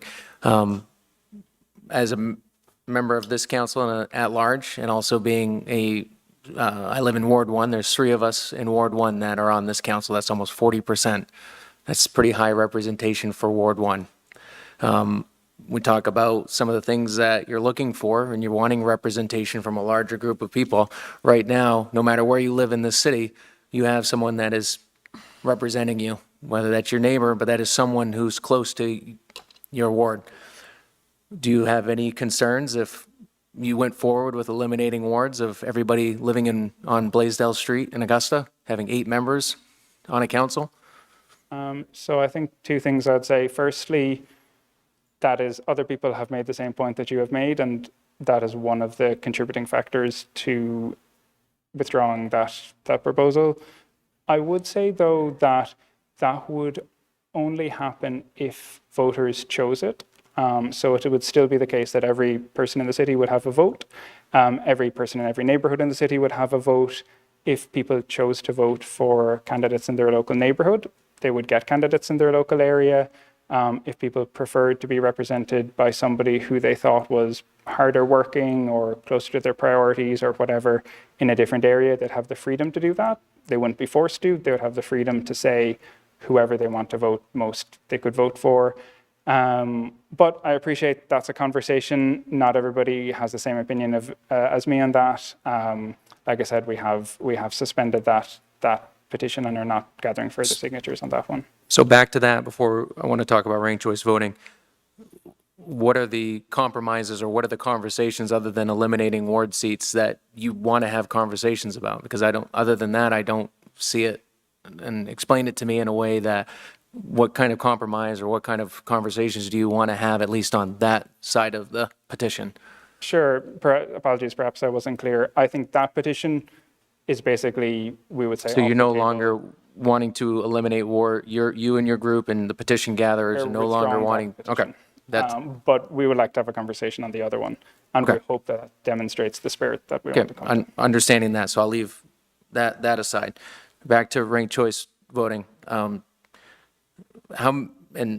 I don't know the answer, but as someone who's voted in Augusta for a while, other than in the year that we select two at-large council members, in recent memory, I can't remember more than 3 people running for any of the other seats. That's one choice. Ranked choice voting would not change that. Do you know of any other races that are in the city that, maybe other than school board, and I'm not sure on that one, but on the city council side, have there been any races that there have been more than three people for one seat, other than the one particular at-large seat that's every 3 years? Yeah, so I guess 2 things that I would say. Firstly, I think a race with 3 candidates is a race for ranked choice voting would be useful, because I understand that. I'm asking if that's ever happened that you know of in recent history where that's happened. Sure. I know it happened for the Ward 4 school board race last year. I would have to check on the city council side. But I think actually the biggest difference it would make is it would encourage more people to run. We have heard stories of people who have been discouraged from running under the current system. So I think if you brought in ranked choice voting, that would be how we would encourage more people to put forward their ideas. And the people would still vote. They could decide who it is. So no, I off the top of my head, I don't know any. I'm not saying there is or isn't. No, and that's why I'm just asking, because I'm just trying to see, talking about I don't necessarily see it as a problem, but it's being presented as a problem. I'm just trying to understand that side of it. I don't necessarily care ranked choice voting one way or another. I just want people to vote, and I want people to run. But to be honest with you, I just don't see it as a problem. And if we're talking about people being, I'll use the word confused, I don't believe that, of not choosing two people to vote for. That we're discounting the idea that maybe they only want to vote for one. So we don't know that that's necessarily the case that with the particular at-large seat. So I do not believe there's a problem with the process as is, but if I'm down to have more conversations with you, but to be honest with you, I just, it sounds like it's just not a problem to me. But it sounds like you have some signatures that you've collected, and I'm down to have conversations. And I'd like to, as Councilor Morris-Pauli said, I'd like to see some more data. I'd also like to know how much that would actually incur the city on a cost basis to do it as well. We just went through a very tough budget season, and to put more money towards counting votes would be difficult, and maybe that's volunteers, I'm not sure, but it'd be interesting to know if there would be a cost associated to it as well. Yeah. Sure, and yeah, would be delighted to speak further. I think one of the hopes just on the cost side is that I think having a more representative council helps avoid situations where you might need to have a very expensive rerun of something like the school budget vote. Obviously, in this case, the school budget was endorsed by the voters. I guess there's a possibility down the line if you had an unrepresentative council send something to the voters and school board, and the voters decided not to, and the vote had to be redone. I can imagine that would incur quite significant cost to the city. So I obviously happy to look at the numbers, but I would see this as probably a sound investment just purely from a financial point of view. Yeah, thank you. Others? Councillor Lynn? Cormac, I want to thank you for your passion. Ranked choice voting, I checked on you a little bit. It's something you've believed in for a long, long time. And don't take my previous remarks to be, I hope they didn't come across as offensive. I'm just trying to get you to understand that I think you need to get and understand, from my opinion, the lay of the land, how things are working. The discussion around the at-large council is the one I think is worth looking at. Ranked choice voting may not be the fix. It may be a communication issue, but it's an issue. It can be confusing for people, but I think, in my opinion, ranked choice voting is really a sledgehammer for something that may need a small tool to fix. Ranked choice voting may not be it. I don't know. I, again, would encourage you to slow down a little bit. I think stepping out with the ward thing was a heavy step. I think maybe it might have been, you might have spent a little bit of capital there that you didn't need to spend. And so I think maybe listening and then maybe understanding a little more. I would encourage you, if you're going to be here, to get on a committee or something. You've got a lot of energy, you're extremely smart, and you care about the city. I can tell that. So we've got a bunch of committees and a bunch of places, so take a look around and maybe engage there too. I mean, you're obviously not afraid of standing up in the public, so thank you for doing that, Cormac. I appreciate it very much. And the conversation we had, thank you for that.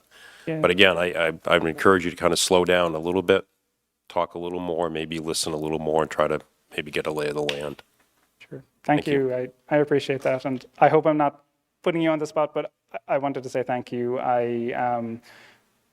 Perhaps there was some miscommunication or misunderstanding. I suppose this route of what we were doing with withdrawing that the second petition tonight was in part informed by the advice or the information that you shared. So thank you for giving us that help. Talking's important, and listening is more important. So thank you, Cormac. Councilor Gary Allen? Hi, it's nice to see you. When my son was out voting, he's been talking with you at the polls for the last few weeks. So thank you for taking the time to talk him through a ballot initiative and to have a really great policy conversation with him. It was his first time voting, so I thought it was a really wonderful experience for him, and he did too. So thank you for that. How many signatures do you have on the ranked choice voting? It's 400 and something. I can get the exact figure for you. I think if you believe in it, I believe in democracy, right? Like, I believe fundamentally in democracy. I think that if you can get the signatures, you should allow the people to vote. Yeah, I guess I mean, that is obviously one thing that could happen. I appreciate that may cause friction with some others, and we're trying to see what we can, where we can come together. The other factor, which I think is worth bearing in mind, is that, like I said earlier, if the petition route is the route that is gone down, the timeline for that, and it's set in state law, so none of us here can choose it, would have it on the ballot in June 2027. Whereas if there was anything that the council could agree, and again, that's why we'll look forward to conversations to see whether that is the case, but if there is something where there's some common ground, that could be decided on, it could be put on the ballot for people to decide in this year, this November, when the turnout might be like 10% higher. So I think in terms of letting the people vote and letting the people decide, I'd be quite keen to have it with a much wider group deciding than a smaller group. So that would be an advantage if there was some way to figure out something that, even if it's not the original proposal, if there is something that there is support for, it would allow more people to vote on it. Well, I look forward to having that policy conversation with you. Thank you for bringing it forward.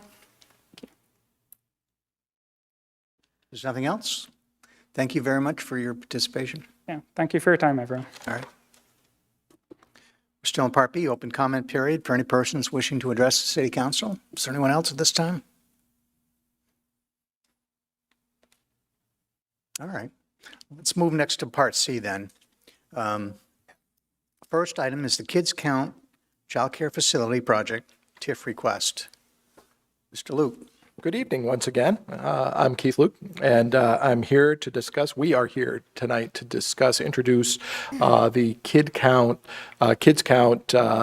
tax increment financing program. And before we get going, I will introduce Pauline Chase, who's the proprietor of Kids Count, and she will discuss the nature of her daycare facility, her plans, her program, entertain your questions, and then I'll return to discuss the specifics as they relate to the TIF and the CEA. Pauline?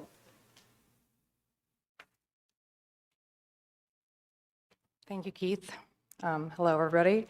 So I am Pauline Chase. I own Kids Count Childcare. I've owned Kids Count since 2006, starting with a small family childcare and expanding in 2011 and then again in 2017. I recently, well, within the last year, I made the decision that I wanted to build a new facility. I currently own one and I lease another property, so I wanted to combine them both together and give kids in this area a new place that's up to date and has all new stuff for them to grow and learn. So along the way, the prices have changed a lot. We've started the project thinking it would be one amount, and then it doubled quickly, and doubled even more this week because we found even more ledge. So it's definitely a battle, but one that I've decided that I'm making and going to fulfill. I'm asking for a TIF to help with some of the things that I had to put on the back burner for the daycare itself because of other expenses that had to go into the project. So I'm hoping that over the time, it can make up for some of the things that had to be condensed. You want to pick up from there? And we'll have a chance to ask questions of both of you. Thank you, Pauline. What you've just heard is exactly the kind of project our TIF policy was designed to support. Long-standing local business, a community need, and a real cost burden that came with building it. During council goal setting this year, we also discussed making tax incentives work for smaller businesses, and this is how we might do that. What we're proposing is a 30-year TIF district, but with a credit enhancement agreement for Pauline that would run only 10 years. In that first decade, the city and the applicant would split new tax revenue 50-50, roughly $5,000 a year to each side. After that, for the remaining 20 years, the city will keep the entire increment. Over the life of the district, that's about $262,000 to the city and about $52,000 to the applicant. That makes this the smallest TIF the city has ever offered to a small business. Here's a reminder why doing the TIF for a full 30 years makes sense for the city. New property tax value gets counted against us in state aid to education, revenue sharing, and county tax calculations. Without a TIF, we would lose roughly 2/3 of the new revenue this project generates, not to Pauline, but to those formulas. A 30-year district shelters that value for the city for use on programs and services that would otherwise need to come from the general fund. There's one more piece that's well worth noting. Pauline's original plan was for a 180-child facility. The expense related to a traffic study scaled that back to 120. This 10-year window on the agreement gives her a real financial incentive to grow toward that original vision while the incentive is still in place. The TIF committee reviewed this on June 19th and recommended it unanimously with the mayor's support. If there's concurrence here tonight, we would hold a public hearing at either a special business meeting on July 9th or at the next regularly scheduled business meeting on July 16th. Questions or comments from councilors? Councilor Michoud. Where's your current facility? I have one on the Ward Road out by the Harley shop, and then I also lease the RJ Energy building on North Belfast Ave. And where is you're going to build where's your proposed site? So the new location is 2260 North Belfast Ave, so it's right in between 1710 and the power lines. And with the current building there, or this will be new construction? New construction. With 120 clients? Yes. Yep. You can get that many? I have that many now. You have that many already? Yes. Yep. Okay, thank you. Councilor Lind. Thank you. It's my ward, and I'm all for it. So are you working right now? Are you breaking ground now? We did this week. I saw that. I was wondering what was going in there, and then I read this, and I was encouraged by it. So, my kids are older. In fact, one of them works for SBA, and I see you got an SBA loan, so that was pretty neat. And I was fortunate enough that my mother-in-law watched our kids, but she became ill for a period, and it was kind of scary to try to find a safe daycare with both of us working. So by all means, this fits our goals. It fits everything we said. The TIF committee endorsed it, so I'm 110% behind it. Thank you. How many employees do you have? I have 30 right now. 30 employees. Perfect. Yep. Thank you. Thank you. Councillor Lilly. Thank you, Ms. Chase, for coming tonight. Are you going to keep your other locations open after this is built, or are you consolidating into one location? We're going to consolidate into one. The RJ Energy one will take a little bit longer to move my kids out of there so I can fulfill my lease, but the rest of my school-age kids, which are on the Ward Road, will move over there. Thank you. Others, left or right? Councillor Sinkwitz, then Councillor Morse-Pollock. Thank you, Mr. Mayor. Hi, Pauline. I'm sorry I couldn't be there in person for the TIF committee, but I hope that Keith sent along my very wholehearted enthusiasm for this project. I think what you're doing is already so important in the city of Augusta. As a mom of 2 young kids who, when I was pregnant with my first, realized what childcare, when you need to look for childcare and how limited it is.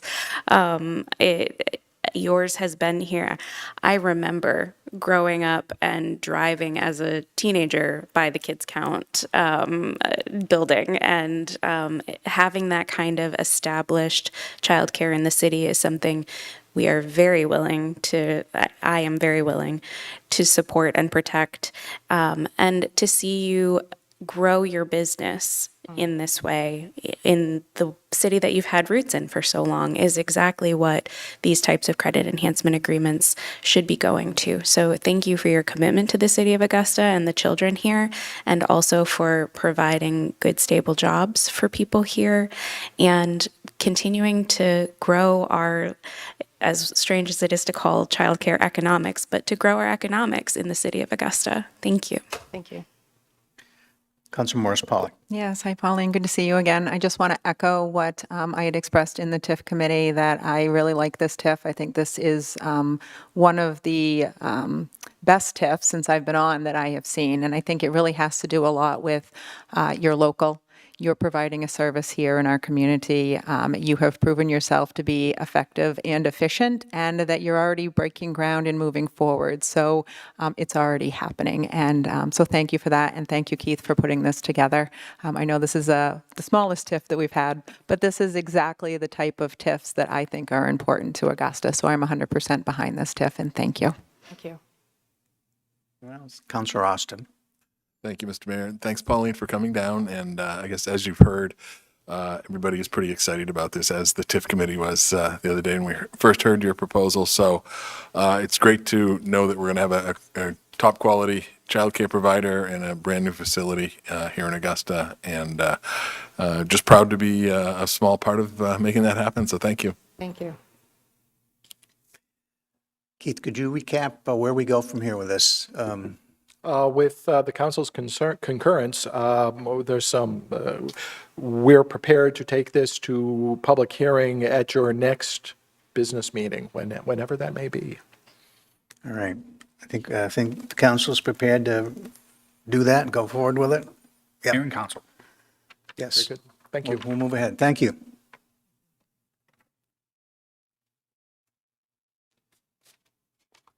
All right, the next item on the agenda is the new downtown manager, Danielle Lane. Mr. Manager? Thank you, Your Honor. I'll invite Danielle to come up to the podium, introduce herself, and I see the board chair is here, Laura Briggs, if you want to come up as well. But we definitely want to meet our new downtown manager and hear all about you. Thank you all very much, Mr. Mayor and the esteemed committee. My name is Danielle Lane, and I am the new Executive Director for the Augusta Downtown Alliance. I love Augusta. I have deep roots here, and I'm proud of our community. I'm a fourth-generation Augustan and local homesteader. I'm a mother to 3 saucy daughters in the Augusta School District, and I'm a dedicated steward for community and cultural progress in our beloved city.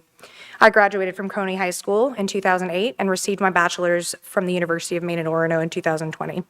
I'm honored to be entrusted to serve the resilient citizens and the businesses in our historic downtown. Roger Medora said it best in the introduction of his postcard series, early Augustans understood the importance and value of the valley and its resources along the river, and they were determined to make this area their home, no matter what obstacles. Even the mighty Kennebec River could not dull their spirit. Together, we will make the Kennebec rise. If you want any more information about the Augusta Downtown Alliance, I did provide some brochures for the committee. You can always check out our website. It's https://augustadowntown.com. And you can also call us at 207-458-9551. We are really looking forward to hearing from all of the stakeholders in our community, individuals as well, just to find out what we can do to really expose the multiple facets of beauty in our community. So thank you. Questions or comments from councilors? Councilor Mission? Thank you very much and welcome aboard. I'm assuming that you've already made friends with all the downtown businesses and landlords and stakeholders. I've been on for, I believe today's my 8th or 9th day, so I have been making the rounds, trying to get to connect with everybody and really get a better understanding of how things look on the ground. We hear a lot online, I think, about what things are or are not in our community, and I really would like to get a better perspective of how things really are and what we really need to do to solve some of the issues we have and to be able to capitalize on our capital city. So out of curiosity, what are some of the comments or concerns you've heard thus far? I think it's a lot of the usual stuff. There's concerns about parking to make sure that businesses have access, customers have access. Obviously, the ongoing issue with our unhoused community, but that's clearly a very wide spectrum of perspectives on that, as you've heard today as well. But mostly just folks talking about how much they love this community and how beautiful and incredible and vital it's been in the past and how many opportunities it's given for people now. So I think we have to sift through a bit of that to get to the truth of our community, but we have a lot of really incredible assets, and I'm really looking forward to being able to highlight them with our community. Okay, have any of the specific businesses or landlords shared with you any information about how their businesses may be thriving at this point? We've had some pretty surface conversations about, just me introducing myself and what my intentions are. And I've been really just picking their brains about how things got to where they are today, for better or worse, and what they see as the future of our downtown so that I can hopefully execute that plan. So what is your vision for downtown Augusta as the new director? That's a great question. I really think that as I said, we have so much value. And I think we really just have a marketing and an optics issue in our community. We have so much value, and there's a lot of negatives in the community. It's a tough economic situation for a lot of people. But I do think that being able to just advertise and promote the beauty, the value, the artistry, making sure that our community is a little bit safer as well, as far as, traveling and being able to commute in downtown without having issues with potentially getting hit by a car. So, and a big part of that is the work that you folks have been doing to be able to provide a path for us to be able to have a safer downtown and focus on pedestrian safety as well. So I'm looking forward to beautifying our community and cleaning it up as best as we can together. A lot of you folks are involved in that, and some other folks that spoke today. So I think we just have to keep going the way we're going, and eventually we'll be able to make sure the beauty of our community is able to come out. Well, again, finally, I want to wish you the best of luck. We're all counting on you to bring that downtown, to make it the best it can be. I think we've had a void for a couple of years, and, you know, we're really hoping that you're going to take this and run with it and do some wonderful things. And again, best of luck to you and welcome aboard. Thank you very much. I will not disappoint you. Councilor Gary Allen. Thank you, Mr. Mayor. Hi, Danielle. Hi, Laura. It's nice to see you again. You set me up perfectly for my question. Tell me about what I need to have on my calendar this summer to come downtown. Tell me about the events that are the highlights of the summer so I can make sure they're right in my calendar. What a great question, Courtney. Thank you for that. You're We welcome. are actually going to be having, the Augusta Downtown Alliance is going to be having, hosting Kennebec Valley Brew Fest, August 8th. Tickets have gone on sale for that on the Kennebec Brew Fest website. It's on the Augusta Downtown website. A few other locations. We would encourage you all to buy tickets and be able to come check out all of the incredible vendors and brewers and some food trucks that we will have there as well. We are going to be, I believe a few of us will be there for the 4th of July parade as to judge the parade.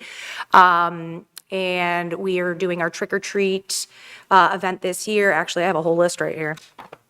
Take me down through them. Yeah, let me just look real quick.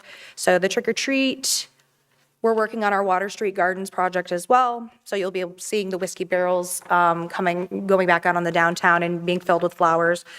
And the Iron Man as well on July 26th. Thank you, Laura.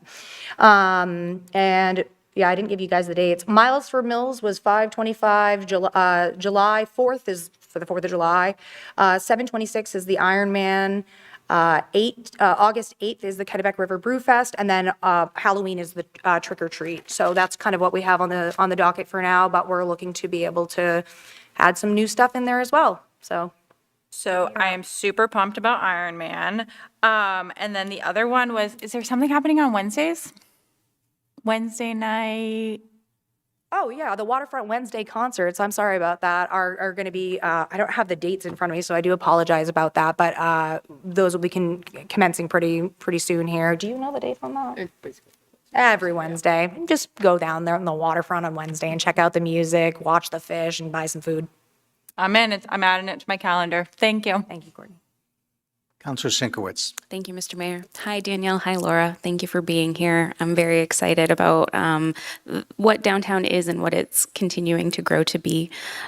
This is a community that has a lot of heart and continues to show up across good times and bad. And I am enthused to see the improvements for pedestrians coming in downtown. I know as someone who walks with small humans that sometimes those crosswalks are a little hairy, and so I'm excited to see that. Danielle, I just want to thank you for taking this on. I think you are an incredible fit for this organization. I think the board did an excellent job in selecting you, and I'm really looking forward to seeing the creativity you can bring to this role. I know I keep hearing rumblings about more outdoor seating, about like shutting down some streets for events, some fun stuff, so I am looking forward to seeing where you go with that. Thank you so much. I very much appreciate that. Thank you. Councilor Lind and then Councilor Morris-Polly. Thank you, Mr. Mayor. Danielle, thank you for taking the job. I would invite you August 5th, 6 o'clock. The Bicycles and Pedestrian Safety Committee will be meeting in this building at the Learning Gallery. One of our members is a business owner downtown. Nash Callahan is on the corner. I'd encourage you to go talk to Nash. I think he graduated 2 years before you in the class of 2010 from Coney. Oh, that name sounds familiar. Probably ran into Nash, I'm sure. So that, I just want to extend that invitation. I want to thank you. It's nice to have somebody that graduated from Coney that understands the evolution of downtown, the ups and downs that we've gone through. I think it's a great place. I feel safe there myself. Love to go down there and eat. It's a great spot. So I think you picked a good job, and it's a good bunch of people. I would encourage you probably to visit some of the businesses that may not be part of the Downtown Alliance and maybe find out why. Absolutely. That's very great advice, and I appreciate you mentioning that name so that I can connect. And I absolutely will be there for the August 5th. August 5th. Yep. What time was that? 6 o'clock in the Learning Gallery here, usually about an hour. Okay, I will be there. There's a couple of plans we're working on that are I think you'll find them encouraging. Excellent. And, Thank and the you. bump out project, I mean, that's something we've been working on for a while. That's an example of one of the projects. You know, our city engineer, city staff is, I think, you know, between Leslie and Tyler, they've done a tremendous amount of work around pedestrian safety. More to go, but they've done a lot in the last 5 to 10 years, I think. So Absolutely. thank you. Thank you. Councilor Morris Polly. Yes, hi. Thank you. Hi, Danielle. Nice to meet you. First, I want to say I'm really happy to hear that you're from Augusta and that you're a fourth generation from Augusta. I think that's really important when we're talking about the downtown. I can also say that you seem like a go-getter. I have an employee named Danielle who is a go-getter, so I can absolutely see that in you, and you guys share that name. So one of my questions is this position a full-time position? Yes, it's a salary position. I'm working full-time and I haven't gotten a whole lot of sleep or eaten a whole lot the last couple of weeks, but I'm assuming at some point it will all level out. And do you have an office location downtown? We do. We're at 244 Water Street. We share an office with the Teen Center. Okay, great. And then lastly, how does your position cross with the Economic Development Director position with the city? Like, what does that communication look like? And do you participate in trying to bring new businesses to the downtown? I don't know, honestly. I'm on day 9, but I would assume that I probably will be doing my intention is to communicate with as many folks and be kind of involved in as much as possible so that I can get a better perspective and be able to serve as a liaison between these great groups that exist and these, movers and shakers in our community. I think there's kind of a gap. So I will say they're very well suited for their role. I am not super well versed in economic stuff. It's really been my focus has really been more on community building. But I'm looking forward to learning a little bit more about how I can support our local businesses, a little bit more about that kind of sector.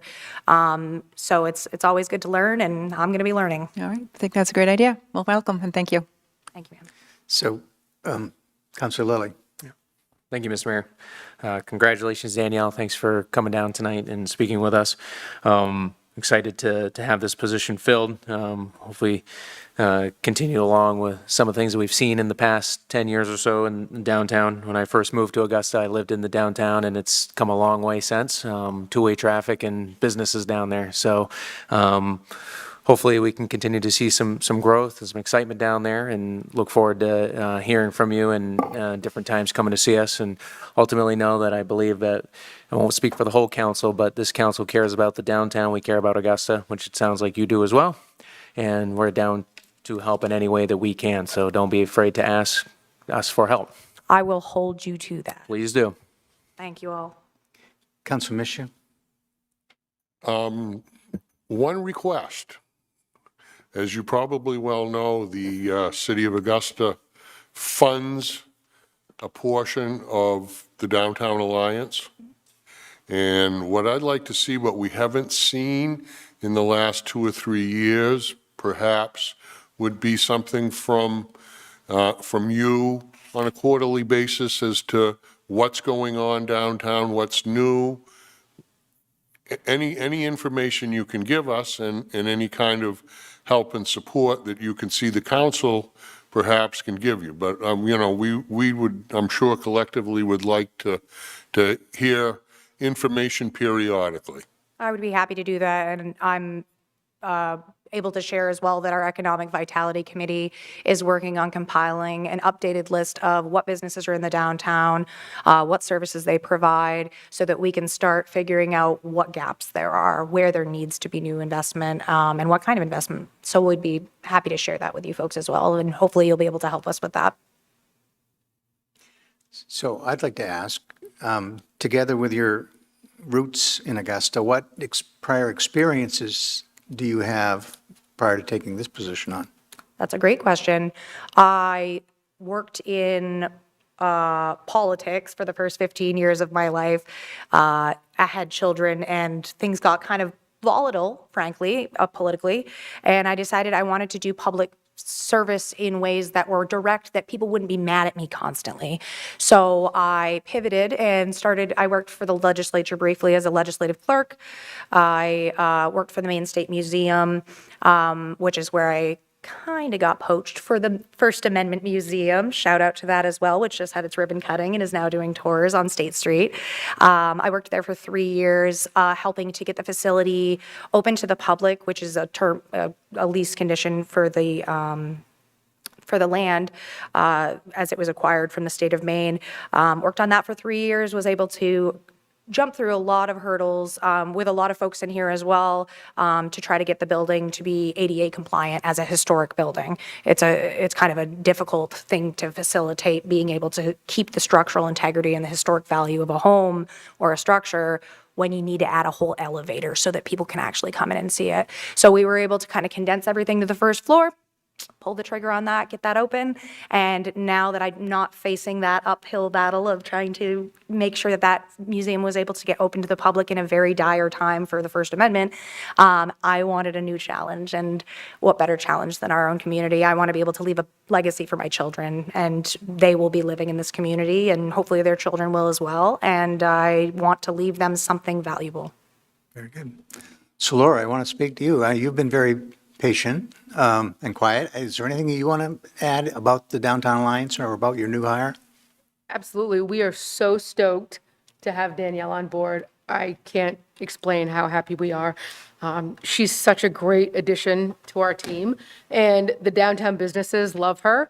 The ones that she's met so far, there's still a few that she's had a hard time connecting with. And one of the great things about connecting between the economic development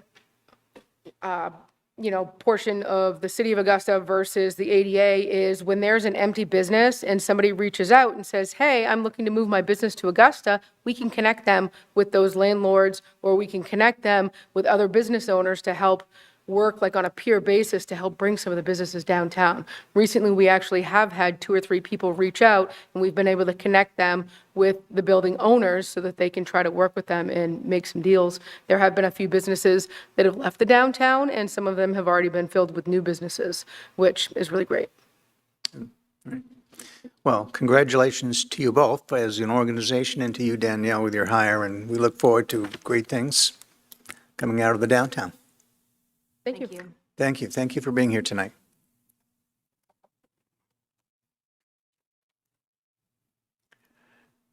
Item C3, low barrier shelter request for proposals, the RFP. Mr. City Manager? Thank you, Your Honor. I'll have Earl Kingsbury join us, who's been working with the Unhoused Task Force group. There's a memo also in your packet from Matt Nazar that was presented a bit earlier, and it's been updated. But part of this discussion, as we've finalized and voted on and approved the shelter ordinance, now we can move into the phase of the RFP process because that's been finalized. So Earl will be working on and has been working on that portion of the tasks of the, I was going to say tasks with the task force, but he's working on that with his partner, Frank O'Hare. And one of the things we wanted to gather from you, obviously, is to update you that that's coming relatively quickly next with Earl. But there are some parcels. These are listed in this memo as all of the city-owned parcels. Obviously, not any we're specifically recommending be part of the RFP. Some of these would be good for housing as well, but we didn't know if you wanted any of these specific parcels listed in the RFP that we put out. So I'll turn it over to Earl to kind of talk about the details, and we're just looking to garner some information from you all as to how you would like the RFP to look when it goes out. So if you will, Your Honor, I'll turn it over to Earl. Yes. Welcome. Thank you. Good evening, Council, Mayor, City Manager. So as the City Manager mentioned, now that the ordinance is complete and Planning Board has reviewed the ordinance, we are ready to move forward with an RFP. I have about 90% of that RFP already drafted. I have a meeting with Frank O'Hare next week, I believe Tuesday, and we will work on the specific part of the RFP now. And what we're really looking for is someone to pursue the concept of a 40 to 45 bed, 24-hour a day, 7-day a week, low barrier shelter with wraparound services or supportive services. And really, that's what we're looking for. The parcels of land or property that Matt has identified, again, as the city manager mentioned, do we want to mention that as part of the RFP process and just identify those parcels of land? And then the other things that we want to put in the RFP is what type of financial assistance they may be looking for from the city, what other type of assistance they may be looking for the city, whether that's sponsoring some grant writing or grants. But those are the types of things that we could offer in the RFP for somebody that may be looking to expand an existing shelter or somebody that has an existing business in the area already, or someone that's looking to start fresh and start new and develop a shelter. So Frank and I will get together next week, and we will put in the specifics into the rest of the RFP. That will be reviewed by the city manager and by CAM, Corporation Council. If we get any, or when we get any RFPs, much like we did with the warming center, we would then come to council in an informational meeting with any of the requests and asks that any of these businesses are requesting help with, whether it's expanding an existing shelter or starting new. But that would come back to council in an informational meeting with the requests and needs from anybody looking to pursue the concept. Councilor Lind. Earl, help me understand the 40 to 45 bed. How is that determined? And the reason I'm asking is, you know, my recollection of the warming center, we started out with 30. We thought that was going to be adequate. Then that wasn't. We went to 40. That wasn't adequate. And then we went to 50. And this winter was a challenge with 50. And I think if we went to 60 or 70, we could fill it with 60 or 70. So how was it just anecdotal, or was there an analysis done? How did you reach the number 40 to 45? I think it was just a number Frank and I started with a little while ago, and that was before we went into this winter months with the warming center. And we can make that number anything we want, and I think, I mean, whatever number you make it, I'm sure it would fill. If you made it 80, it would fill with 80. If you Yeah, made it that's 60, it my would be point. 60. Yeah. Whatever the number is, it will fill up. Yep. The only property that, you know, I emailed the city manager real quick, and I might be mistaken. My memory may be incorrect, but the trails behind Hodgkins and the school, when we developed that, you know, Leaf used a variety of different methods or funding sources, and many I was unaware of. I was just a volunteer trying to help push it forward. But when we were dealing with the property behind Hodgkins, there was some neighborhood pushback, and there was some a little bit of a grind that went with that. And I can remember Amanda saying, we can't go onto the trails because there was a federal grant that's restricting encroaching on those trails. And I maybe misinformation, maybe I'm not thinking correctly, but are you aware of any restrictions on those trails in that way? I'm not aware of any restrictions. I do recall when we were looking at that property with Amanda, that we requested that we reserve that portion of it because that is part of the cross-country trail. So we asked that they develop and design something that would preserve that, or so that we could still maintain that as our cross-country trails. And I would say proudly, that's probably one of the best cross-country trail systems in the state. We had just had the state championship, I think, here in Augusta. So, you know, that's the one spot I would say no, from my perspective, just because it's so valued by the school and it's an athletic facility. Yeah. So It would be my preference not to include that particular parcel, only because that is an ideal spot for some more housing. And that is home of the cross-country trails. So that would, and the nature trails. So it would be my preference not to, but when Matt put this together, I he understand. didn't want to exclude any of the parcels that were viable. I think we're on the same page. I just wanted to say that publicly. I would not want to. We've invested a lot in those trails. I agree. Thank you, Earl. Councilor Sinkowitz. Thank you, Mr. Mayor. Hi, Earl. Thank you. And thank you to Matt for putting this proposal, the memo together as well. I'm looking forward to seeing the full RFP and see what that entails. I agree with Councilor Lind that really the first two that Matt highlighted seem to me to be the ones worth pursuing, the Mount Vernon Ave and Gage Street Park. The Water Street, I believe, is not big enough under our ordinance now. I think we have said it needs to be half an acre. And then the either current uses or future uses of the last two, the one behind Hodgkin School and then off West River Road, seem to me to make those less preferable, especially when we have two that are more easily developed. Knowing the difficulty that many of these projects have getting financed, I think offering parcels that are easier to develop makes sense. So I would be in favor of listing at least the Mount Vernon Ave as a part of the RFP. I think I need a little more information about Gage Street, where Matt indicates that pieces of it might be difficult to develop because of the utilities and that there are 6F portions. But if there is a clear spot that is developable, I would also be in favor of putting that as a possibility on the RFP. Sure. Yep. Thanks. Councilor Gary Allen? Thank you, Mr. Mayor. I would agree with the two properties that are at the top, Mount Vernon Avenue and Gage Street. I would put Gage Street in and allow the developers to do the planning and to figure out whether or not it is actually developable. Because I don't want to spend too much more time trying to decide this and to kind of send it out to them. I think that's what an RFP is really, really great for, is we get all the ideas from them.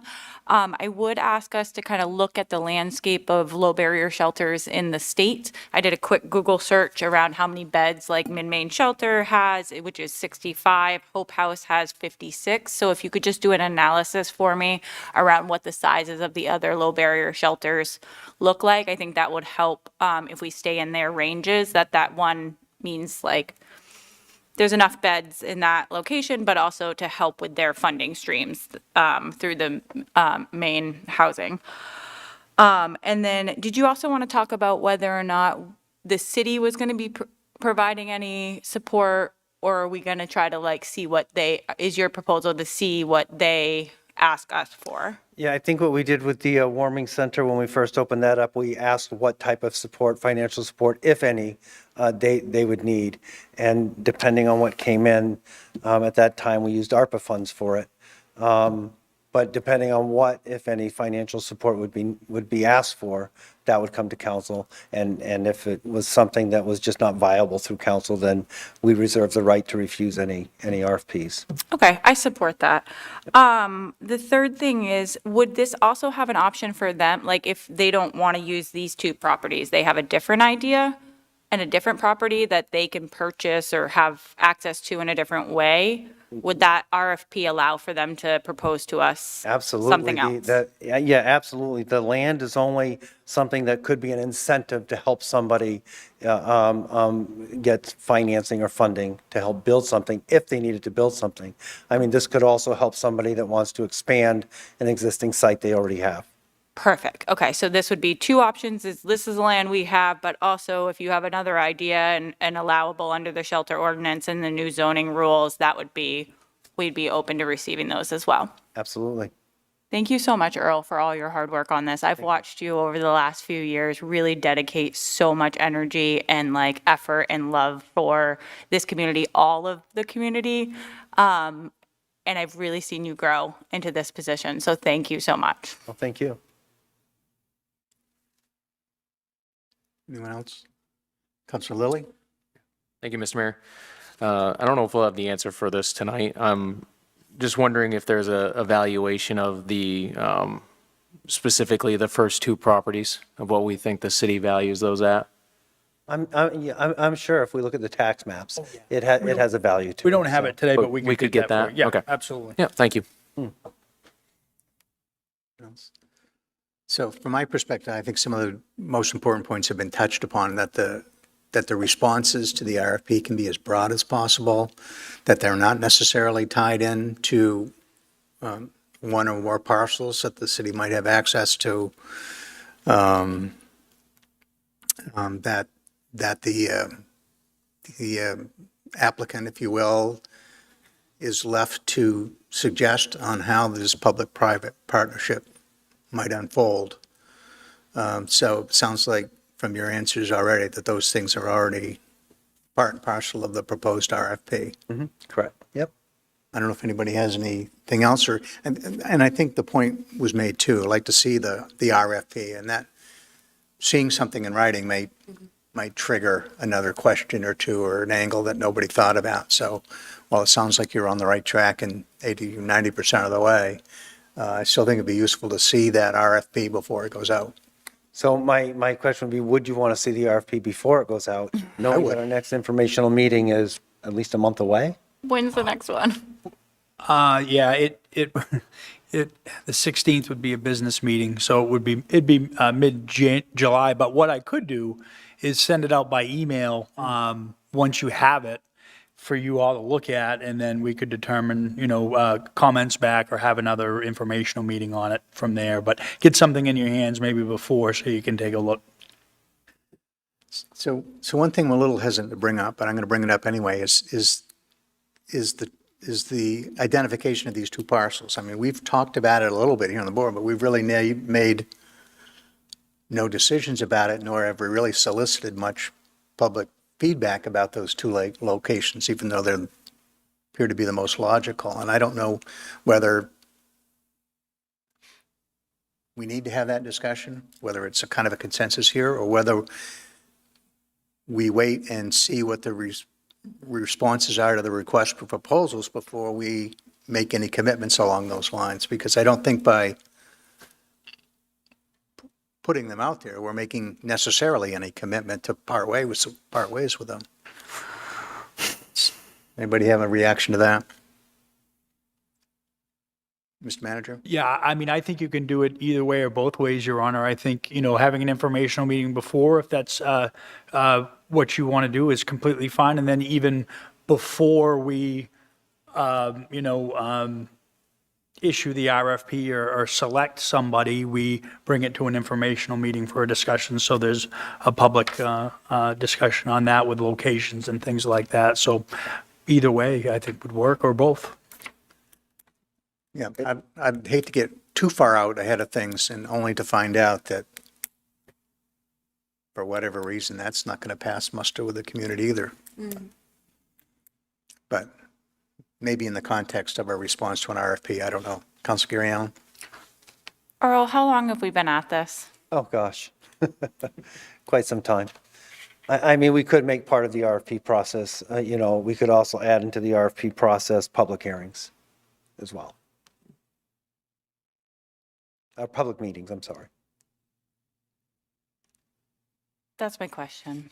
I'll let Councilor, it sit. We've been at it quite some time. Go ahead, Councilor. The 23rd of July isn't even a month away.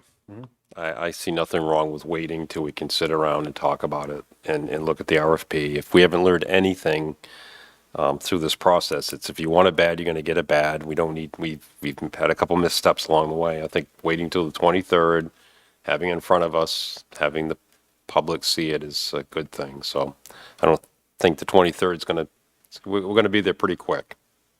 So I don't mind waiting till an informational meeting.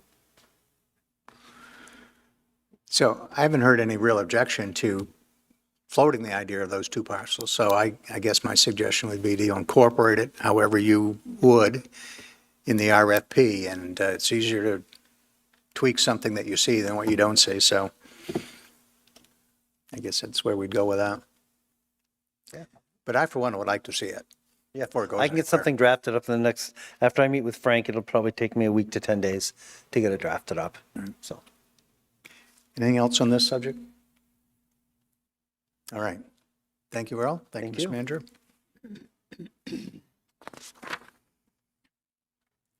C4, the Downtown Monitoring and Response Programs, sponsored by Councilors Lilly and Morris Pauley.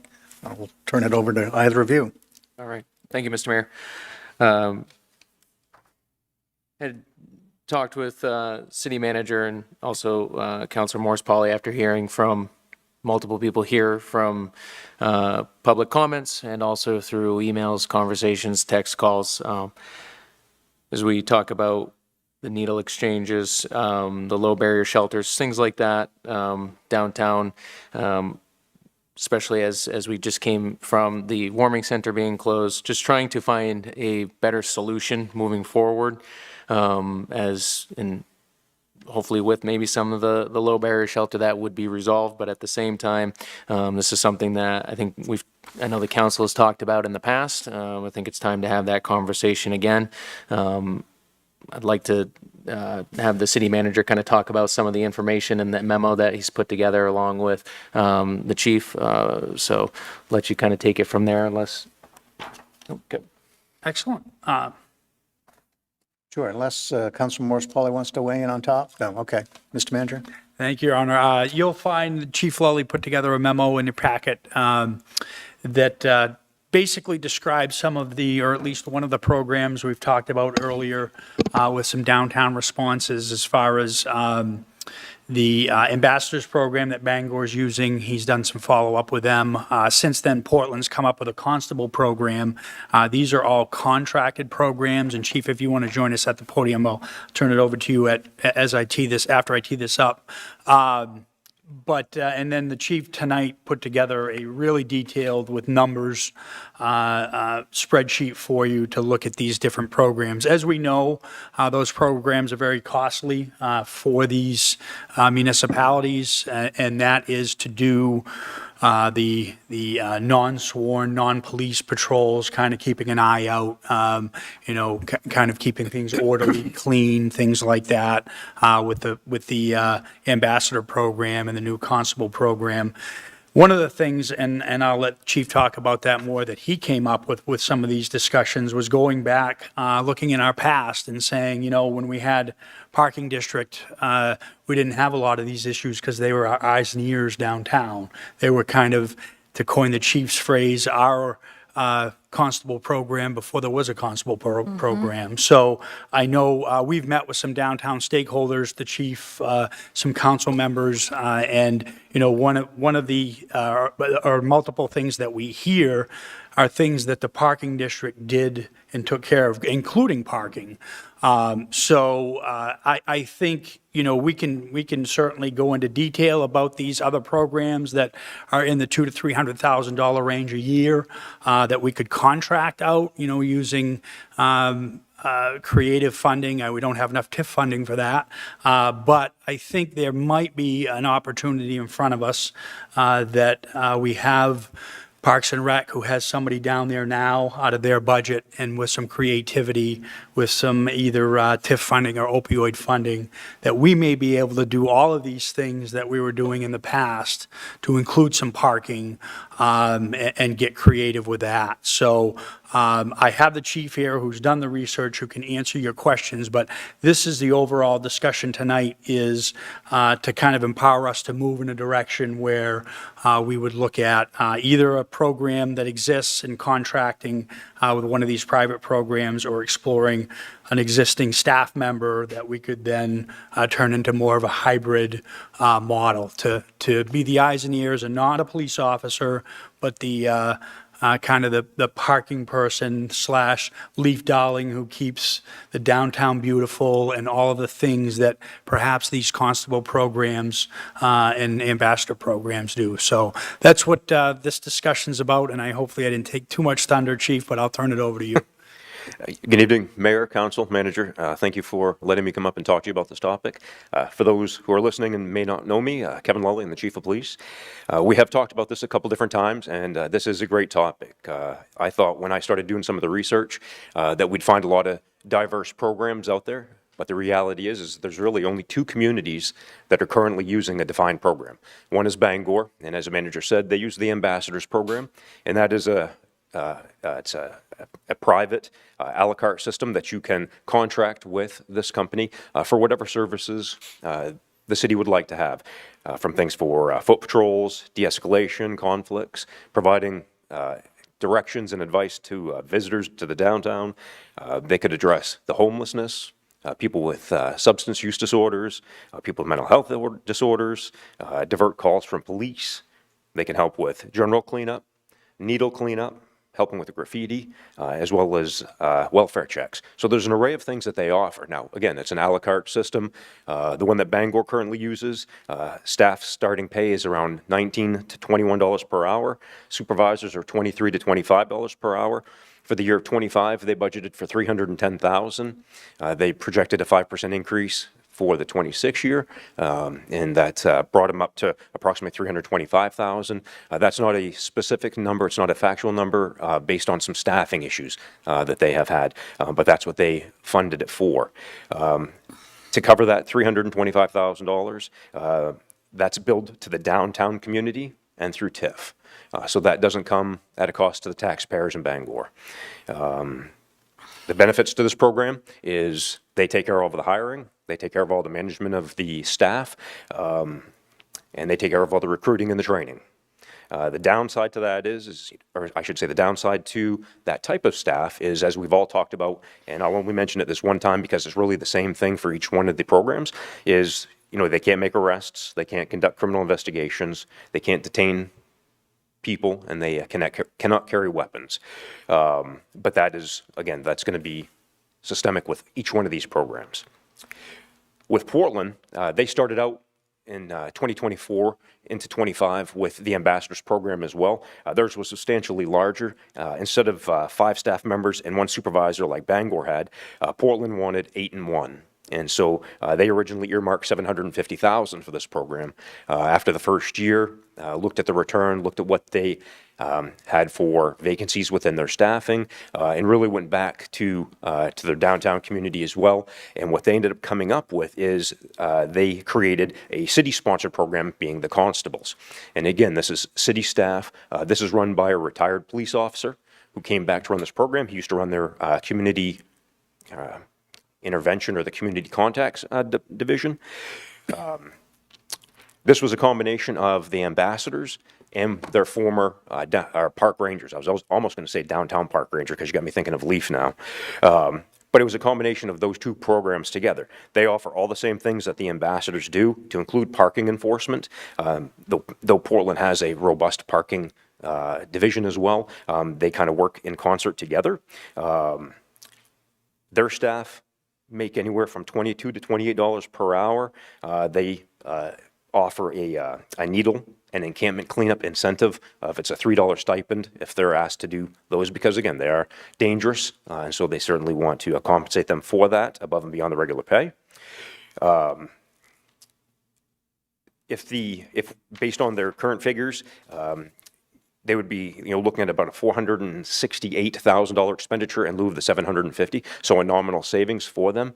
But the unique way that they fund this, and this is what the manager had alluded to, down the right-hand column, if you look at that, it's actually completely paid for by vacancies they currently have.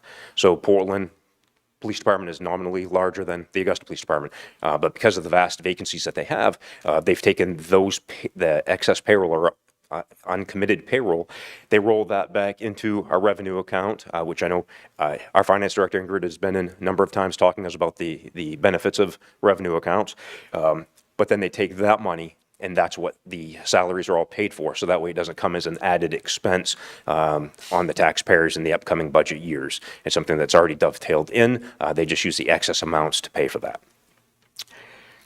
The third option that is actually, the one I enjoy talking about the most is our former parking district. I had the pleasure of being their supervisor before becoming promoted to deputy chief for 2016 and 2017, I believe. At that time, it was Yvonne Rood, Jill Ugly, and Ben Moore. Great human beings, great individuals, and they were great representatives of the department and of the city. At that time, the operating budget, not including fringe and other things, was about $92,000 for the 3 of them. Jill and Yvonne were full-time staff members. Ben was a part-time, but collectively, with their time or with their salaries, was $92,000 and some change. But to put it in perspective, one of the staff members still works for Parks and Rec, currently being paid $24.84. So not to include fringe benefits, his yearly salary would be approximately $51,000. And if we were to employ 2 people, it would be approximately $103. And again, that is not including any fringe above and beyond. That's just kind of baseline numbers. The reason I throw this option out is, and the manager really did do a great job describing it, is the benefit of having folks that we hire, that the city hires, employs, is they become part of our culture. They become part of our goals and objectives. Everything that we do through the course of the year, they're intertwined within those activities. We get to train them. We get to mold them. If there needs to be changes to our approaches or our patrols, those are immediately influenced and put into place. They have direct communication with the police department. They always had our portable radios. And here's another nice facet to that is the supervision of the parking district came at no added expense. So originally, back in the day, there was a lieutenant that was assigned to the parking district. Through attrition, when the gentleman retired, there was then a stipend paid for a short period of time to, again, one of the lieutenants at the police department to kind of oversee the parking district as part of their duties. And again, when Chief Gregoire, back in, if you remember Chief Gregoire, he had looked to restructure the department, and one of the changes in that restructuring was to make the parking district fall under the umbrella of the patrol division. And again, that's where I came into play because I was the patrol supervisor at that time. I was the lieutenant on days. Again, they were great folks to have with us. Achieved any task we needed. They did foot patrols during peak hours. They wrote parking tickets. They knew all the patrons, business owners, residents downtown. They knew when there were new faces in town. They knew how to offer services, give directions, give advice. They kind of policed their own area as far as the parking district goes, as far as keeping it clean. Direct communication with dispatch, again, is one of the key pieces with that. The other nice thing about us hiring these folks and being part of the process with them is we can use it as a feeder program, not only for the police department, and that's where I'm selfishly looking at it, saying it would be great to have folks that they're looking for a job in law enforcement. Maybe they're not quite old enough or mature enough, just need a little more life experience. This would be a good segue for them once they graduate from high school, college, or whatnot, to be able to work in a position like that. The reason, again, on the backside of your sheet that I had provided you, I just wanted to give a comparison, the benefits to having, internal staff and internal supervision. If I use my community response specialist, I know I talk about Dawn often. I have a very biased opinion of her, I know, but she is certainly a superstar, especially with the downtown.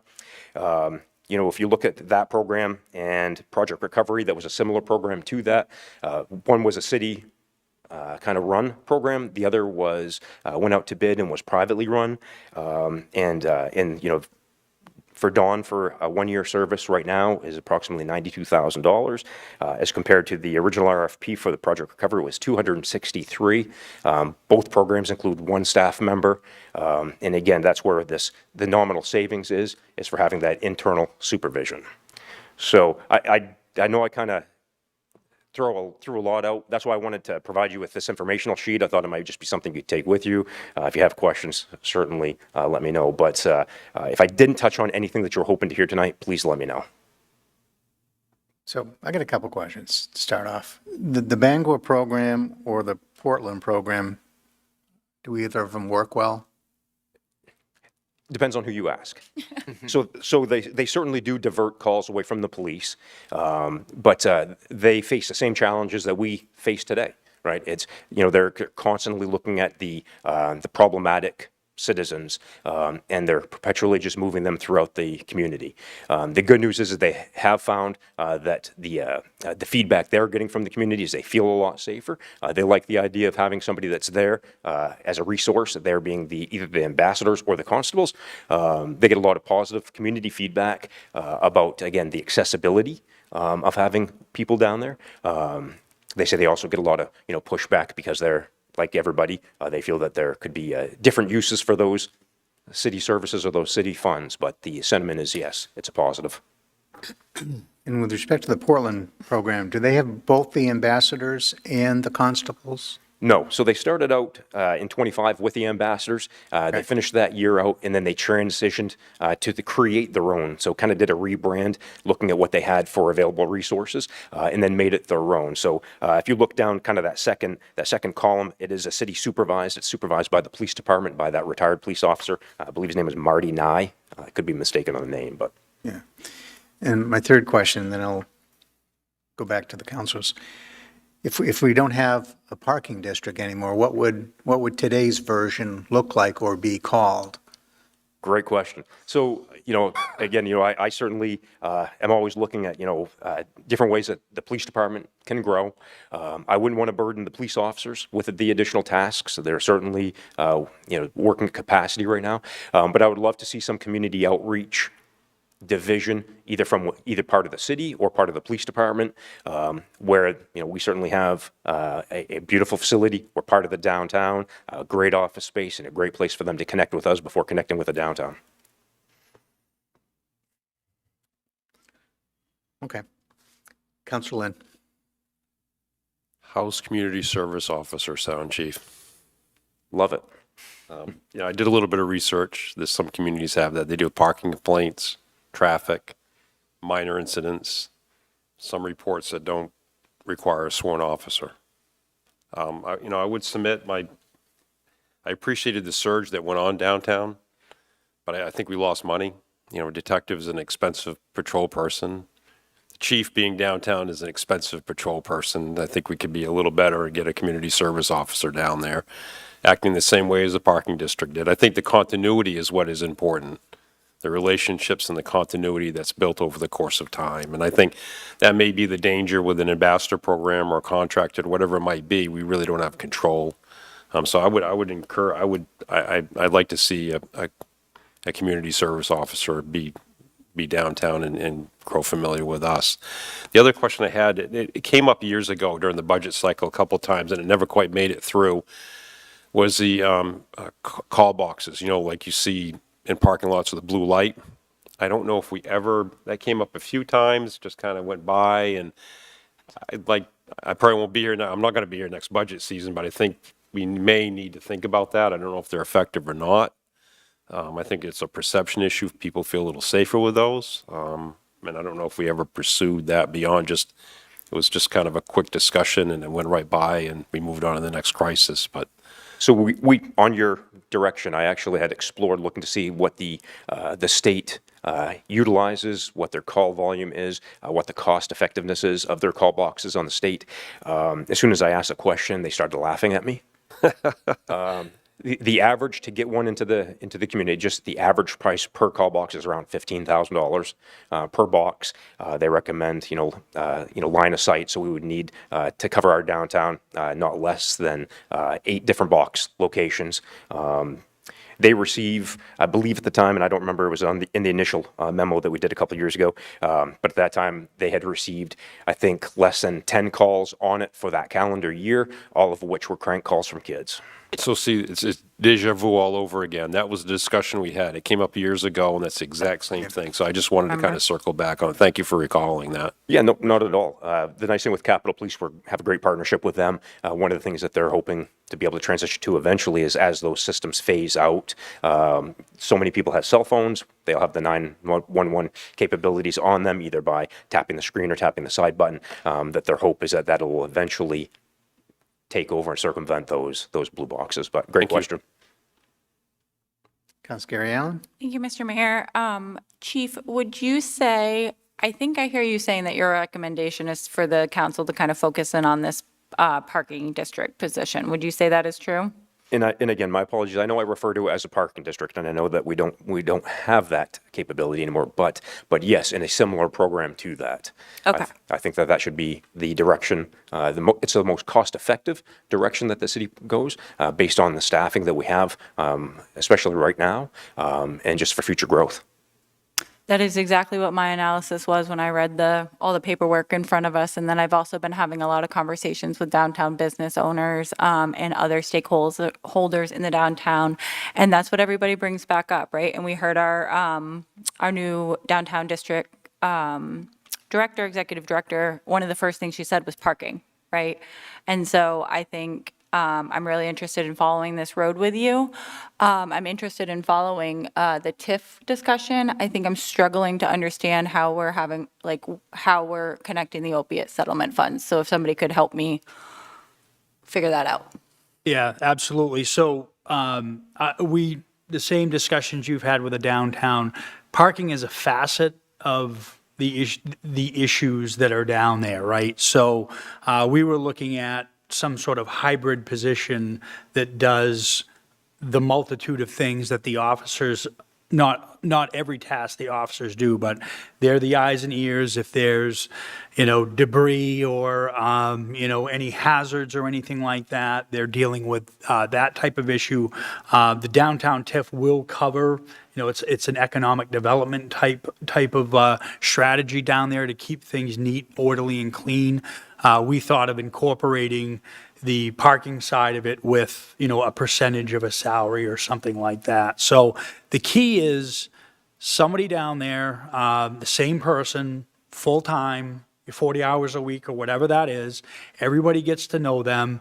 They have a direct contact to the police department with a radio, and then all other duties assigned with what's happening down there, keeping things clean, keeping things orderly, triaging that. There may be a call to Public Works, it may be a call to Parks and Recreation, but they're dedicated downtown full-time. So the job description would certainly be of, needles, issues or hazard issues or something like that. So my selling point to this would be not just parking, but a hybrid position that does multiple things. To Councilor Lynn's point, we have a community resource officer position that's sworn, so we're not looking, that would be a perfect position down there at some point when it's filled. But for now, this would be that hybrid position and maybe someday works in concert with a community resource officer down there. So that's the nexus, I think, and I'm looking for green light, move forward with this. I'm interested in seeing a job Right. description. Yeah, Yep. and looking at that and it might not be opioid funding that does, but we have a budget through Parks and Rec downtown that covers a person down there for keeping things neat and clean. So if I can fund a part-time position there and add some TIF funding and look at some different ways to fund, a 40-hour-a-week position where everybody gets accustomed to the same person being down there. They get to know the business owners.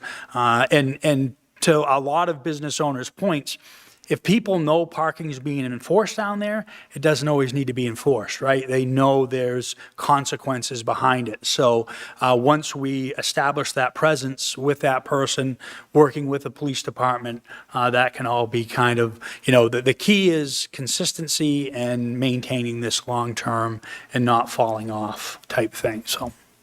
I'm excited to see a job description. Thank you so much for your guys' leadership and creativity around this. Councilor Morris Pollock? Yes, I just wanted to weigh in a little bit on the use of the opioid settlement funds. The way I see it is that we have really put service concentration in one location. We have harm reduction services, we have basic needs services, and now we're putting on the table a possible low-barrier homeless shelter near Bond Street. And so when you have service concentration in one location, it puts an additional burden onto the individuals that are living in that location. And so what they're experiencing is they're experiencing individuals who are homeless, who have open drug use, who have crimes that are being committed. And I think that these are very much connected to the need to have an individual who has experience with substance use, treatment that can be provided, the rules and the laws around what can be done by the police. And so I think it really does have a very clear connection to trying to abate the opioid crisis, which is really what opioid settlement funds are. And this is a location I have seen it. I know multiple individuals have seen it, that it is concentrated in this area.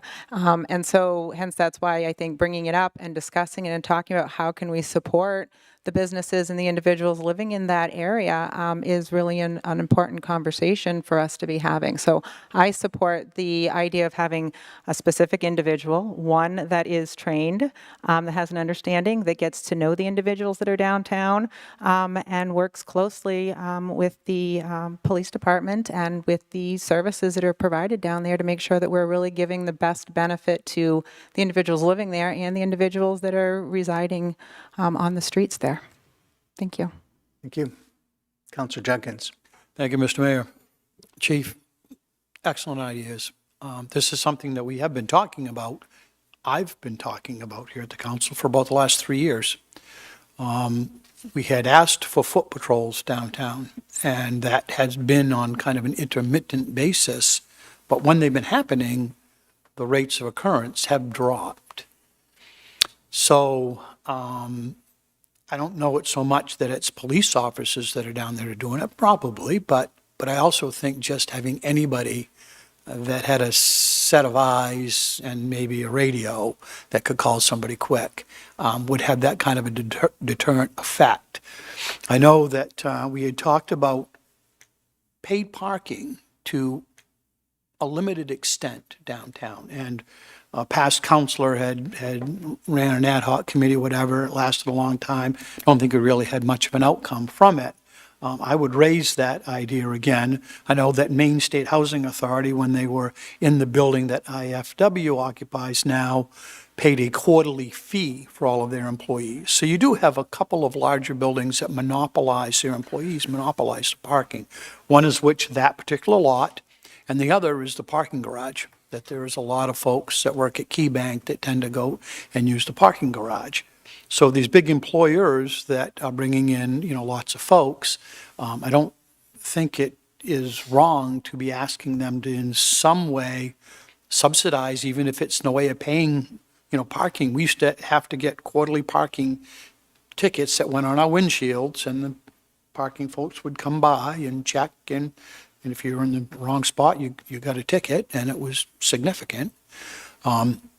I'd like to talk about that as being one of the ways we can fund this. Maybe not all the money, but you're talking about vacant positions possibilities. City managers talked about someone that's already down there doing cleanup and such. I think we could cobble together a string of different income streams that could take care of 2 or 3 people. I think it's kind of a good thing in the sense that it is so concentrated there. We're much smaller than Portland. We're smaller than Bangor. We don't need that size of a staff. It is a relatively concentrated area where most of the problems are occurring, correct? I would agree. So, somebody can walk up and down Water Street at a reasonable clip in probably 10 minutes. So I'm all for this. I like the idea that Councilor Lynn brought up for a name for it.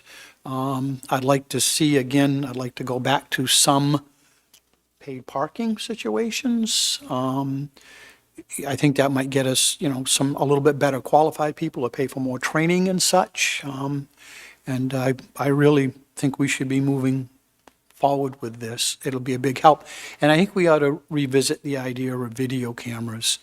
I know Alpha has like the best cameras on the street, and you folks visit them on almost a daily basis to pull feed off their video cameras, so much so that the manager is down there is sort of asking for like a part-time position. She wants a badge at least. You probably know who I'm talking about. I have an idea. Yeah. So, it's clear that they are going there, asking for video all the time. You folks are. So maybe that says we probably should look into a little bit more video camera coverage down there. So I think putting all this together is a good start to try to right the ship, so to speak, down there. So it's my 2 cents. I'm 100% supportive of this. Councilor Austin? Thank you, Mr. Mayor. Thank you, Chief, for putting this together. And I know it's true, we've been talking about these ideas for a long time, and it feels like we're really at the point to make something happen because of the research you've done. It feels like we're making a well-informed decision, or moving towards that anyway. So just wanted to offer that, and thank you for that, and just confirm my support for this. Thank you. Councillor Sinkowitz? Thank you, Mr. Mayor. Thank you, Chief and City Manager, for gathering this information, bringing this to us and gathering this information. This is extremely detailed, and I'm sure it took some time to gather all of the fine-tuned aspects of it. But it does really help to see the costs and benefits of the various programs. I really appreciate your educated opinion on it, and hearing what the benefits would be to having people who are in-house makes a lot of sense to me. One of the things that came up for me when I was reading this is we don't have 30 vacant positions. Is part of this likely to be funded out of our consistent vacancies? Is that a part of the funding stream? And if so, how does that work as we're actively trying to hire? It wouldn't be for this year because we've cut that back. For FY27, we could look at that in FY28, but our hiring is frozen for PD positions as part of budget reduction, so. Was that the complete, I'm forgetting now how many positions were frozen at the time? Yeah, it was a total of 4, and they're phased in, with the Phased in, last that's one right. being hired at the end of the fiscal year, so. That's right, the phasing in, that I remember, thank you. My other question is, Chief, do you have an opinion, it sounds like leaning more toward the parking district model over the constable?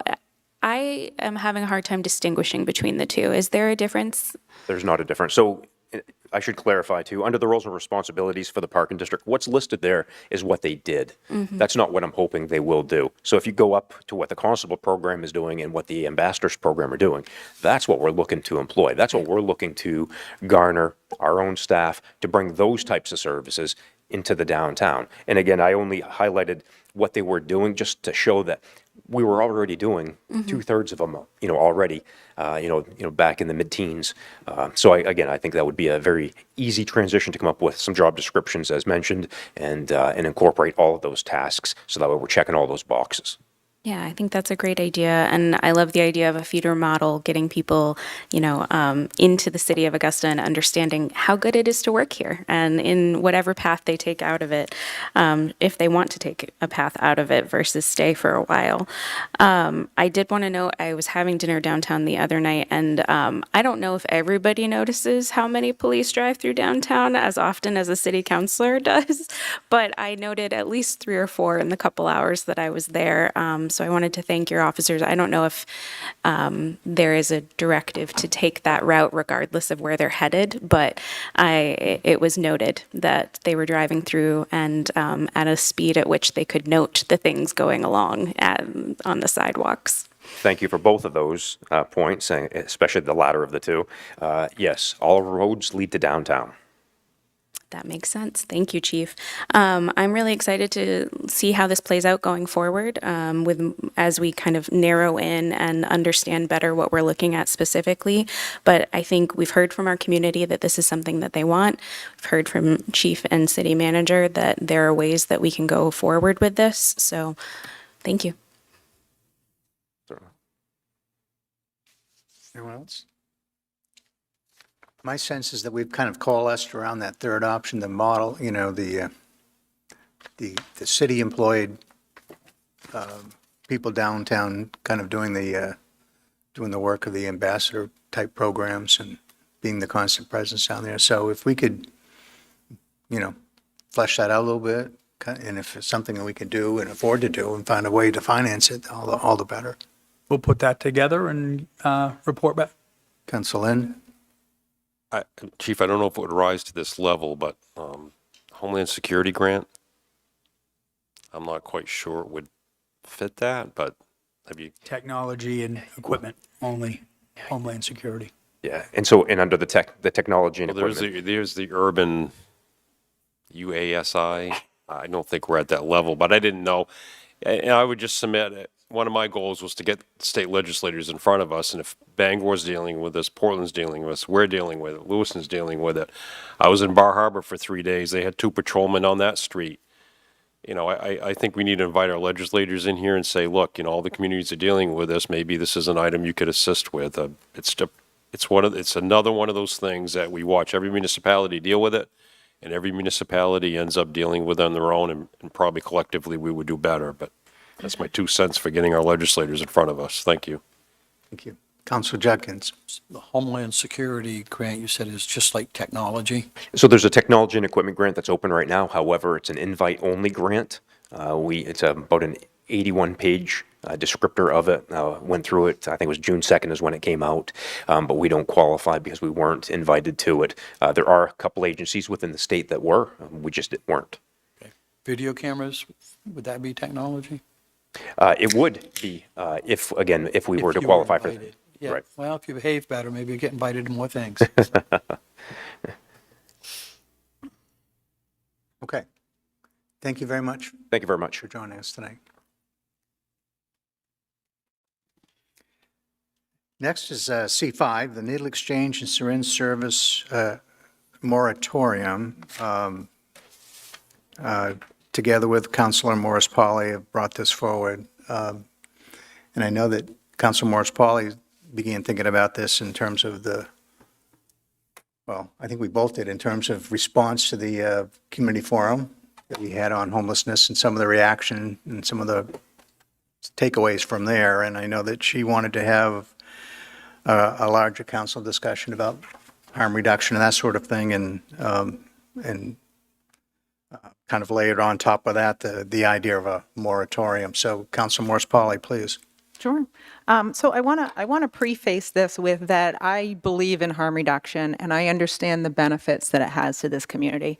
But I also think that the safety of all the citizens is the responsibility of the council, and that I kind of think of it as the safety of my patients and the safety of my staff are both my responsibility. So I compare it to that. And so that one subsection of the population doesn't supersede another subsection when it comes to safety. So the concerns that I clearly heard and have heard from individuals is around biohazards and discarded syringes. I know I heard tonight a couple of things that kind of triggered my thought a little bit more was in regards to the individuals who were talking about cleaning up that they have a biohazard license and that they've been trained on how to pick them up and they have insurance. And so when we talk about how individuals in the community can clean them up and put them into a container and throw them into the garbage, I respect that that is an option, but I am not sure that we are all feel comfortable doing that, and we haven't been trained in biohazards. So I also want to preference with the fact that I am a registered nurse, and so I spent a lot of time in medical facilities learning how to we used to safely recap needles, and then we used to have sheaths that went over it afterwards and where we were to put them. And those needed to be passed at 100%. So, the idea of a discarded needle to a medical professional and having them in our parks, to me, is a pretty scary thing to hear. I also heard that during Chief Lully's presentation that individuals get $3 more an hour to do needle cleanup because it's dangerous, and so they're compensated more. So these are types of comments that makes me even kind of a little bit more worried about the needles that we do have and how important this conversation is. I don't think that we're bringing up this topic in any way to eliminate or reduce the number of needles that are being dispensed, but more education around the importance of safe needle disposal, as well as determine how we can increase cleanup practices here in Augusta. So as a community and a council, I do not think that we have fully explored and discussed all of the options that we have here. And so I want to kind of open this up to having an ability to discuss that. I know that we have two syringe programs here in Augusta that are known to us. One of them is Maine General Medical Center on Green Street, and one is the Access Center. I think it's really easy to be able to work with knowns. There was a law that was passed in 2021. It is, I'm sorry, not 2021, 2025, LD 1078, that had clear guidelines for allowing SSPs to operate mobile sites within our municipality. So essentially, any site could come in and include rotating locations, varying schedules, and really set up shop without any of us really having a code that polices that. So that was a concern to me as well. So I wanted to bring up the idea of doing a moratorium on any new syringe programs here in Augusta and give us the time to develop and look at an ordinance that kind of helps to talk about how we can safely clean up the syringes that we have, maybe explore some, practices to mend fractures between our substance use advocacy groups and the local residents, and step out a few of those things like we did with a licensing ordinance for a low barrier shelter. Thank you for that. And kind of tagging along with that, my thinking on a parallel path, particularly emerging out of that community forum, was the advisability of having a moratorium on the establishment or the expansion or operation of new needle distribution or SSPs in Augusta to allow us the time to have that same kind of discussion, deeper discussion that Councilor Morris-Pauli was talking about. That it doesn't really impact the existing operations. They would continue to be able to operate, but at the same time, we would, through a moratorium, would be able to, stop the further expansion of those until we have an opportunity to talk about it more, perhaps establish a licensing ordinance in Augusta similar to the exercise we went through. Maybe we don't have a committee to do it, and task Corporation Council doing the heavy lifting on that, perhaps. But it was my hope that the council would favorably consider a moratorium that we could put on a business agenda coming up soon. Councilor Lynn. Mr. Mayor, so I think this is a sensible approach. I am going to echo Councilor Morris-Pauli saying known. The two that we have here now, we have relationships with the hospital. And the other one is, to my left, a city councilor. So there's several municipalities now that are working through ordinances. I watched the Auburn City Council, and I think their mayor articulated it very well in that someone could come in unknown to them with a backpack and a skateboard and start to deal with needle exchange. May have been an extreme example, but nonetheless it was an example. So I think we've got two entities that we know. We have relationships with, and I'm comfortable with the moratorium right now until we can kind of figure out, why these municipalities are enacting these ordinances. Obviously, there may be gaps in state law I'm unaware of. I think it would be nice to have a conversation and become educated on it. It's an issue. I've heard, the risk of infection is low, but I think hepatitis B is a little higher. I did a little bit of research on this, not a lot, but it's hard to quantify the risk because the person that used the needle before is unknown, and oftentimes the environment takes care of the the disease in and of itself. But there is a psychological aspect to it too. Getting stuck with a needle is a scary thing. We can't discount that fear. We can't discount the comments from the community. So I think a moratorium, slowing down, having the discussion, talking about it in a civil, orderly manner here is wise. I think I think it's a good approach, and I thank the mayor and Councilor Morris-Pauli for bringing this up. Councilor Jenkins. I concur. I think this makes a whole lot of sense to sit down and have a good, thoughtful conversation and kind of weed through it. I like the premise of a licensing program, maybe even including in that is some level of responsibility for needle exchanges to participate in the cleanup or some type of programs to help with that. I know that our counselor to the left here, on her own volition, her group does some community cleanup, but I think that's just because she wants to be a good citizen and do it. It's not a requirement, and I think that maybe for others, if they were to show up, that could be a model or stepped up to include something like that. But I like the licensing approach. I like the idea for us to really have a much more in-depth conversation about this and taking a time to pause it to get it done. Seems to be very prudent. Thank you for bringing it up. Thank you. Others? Okay. Mr. Mayor. Councilor Sinkwitz. Thank you, Mr. Mayor. I think that, we're walking through this community discussion around how to balance the needs of our community. And if we move forward in this manner, I would like to invite our other SSP main general into the conversation. I know they've been functioning for a very long time and providing a needed service in our community. I am aware of my own shortcomings of knowledge in understanding how our syringe service program, especially the one at 9 Green Street, has functioned over time, the trends that they've seen, and the work that they're doing.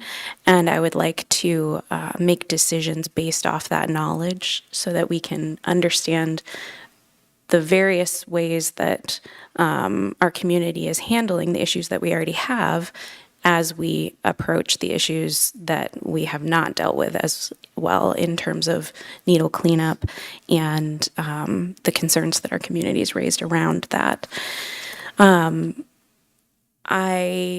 This is the first that I'm hearing about the mobile services, and so I need to think about that a little bit in terms of the impact on the city and the regulations. But I am glad to have the conversation, and I think that's my 2 cents of it, is to make sure that we're bringing into the conversation the people that have done the work so that we can understand better what's happening in our city now. Thank you. Anyone else? So, Councilor Gary Allen. Thank you, Mr. Mayor. I want to start off by saying that tonight and throughout this entire conversation, as we go through a conversation about what it means to balance the needs of our community around harm reduction and the full spectrum of our community, I will be staying completely in my role as a city councilor. I will be representing my full constituency across the city, and if they have questions for the program that I work for, we will have available our staff and board members. And so I just want to kind of lay that land for everybody as I continue to kind of dive into where I stand on this. And so I do want to say that I've dedicated my entire career and my entire educational pathway to finding sustainable solutions to substance use, particularly in the incidence of how we create really good policy related to those exact needs that I hear across the bench tonight. How do we balance the needs of all of our community? And I want to really ground us in this idea that harm reduction is about doing that. Harm reduction, the principle of harm reduction is reducing the harms associated with substance use, both to the individual and to the community at large. Harm reduction is based in 8 principles, and we can talk more about those as we have these conversations. And I think that this will provide us with an opportunity to have a conversation about what it means, what harm reduction is and what it isn't, and also I'm looking forward to that conversation. I will also direct you all to the CDC. The main CDC should be involved in this conversation. They regulate syringe service programs all across the state. We have to follow, syringe service programs have to follow state regulation rules. The biohazard license that has been referenced tonight is about the license that allows you to accept mass quantities of syringes and allows you to hire another organization that comes in and picks up all those syringes and disposes of them. So I just want to say, I want to bring in the main CDC. I want to allow them to bring their expertise to the conversation. And I think that there's been a lot of policy work at the state legislature, and that there is policy work that could be done here as well. I would also reference us to some federal case law that is going to be really important to this conversation. And yeah, so I'm interested in having this policy conversation, and I look forward to having it with all of you. All right, thank you. Councilor Lilly. Thank you, Mr. Mayor. I think this conversation is important. I think it's difficult. I think it's hard. I think it's a conversation that we need to have. I don't think it's a bad conversation, but I think it's a hard conversation. But the hard conversations are where I think I'm going to get information. This is growing up in a community not far from here, but in a farm community. This was not conversations that I'm sure was happening, but not a conversation that I remember having as a kid or growing up and seeing. But moving to the city and seeing it, it's an education that I'm seeing and I need to have. So I'm looking forward to having these conversations, and whether that leads to a moratorium or not, at least starting the conversation is exciting for me. Is there's going to be some education that comes from it.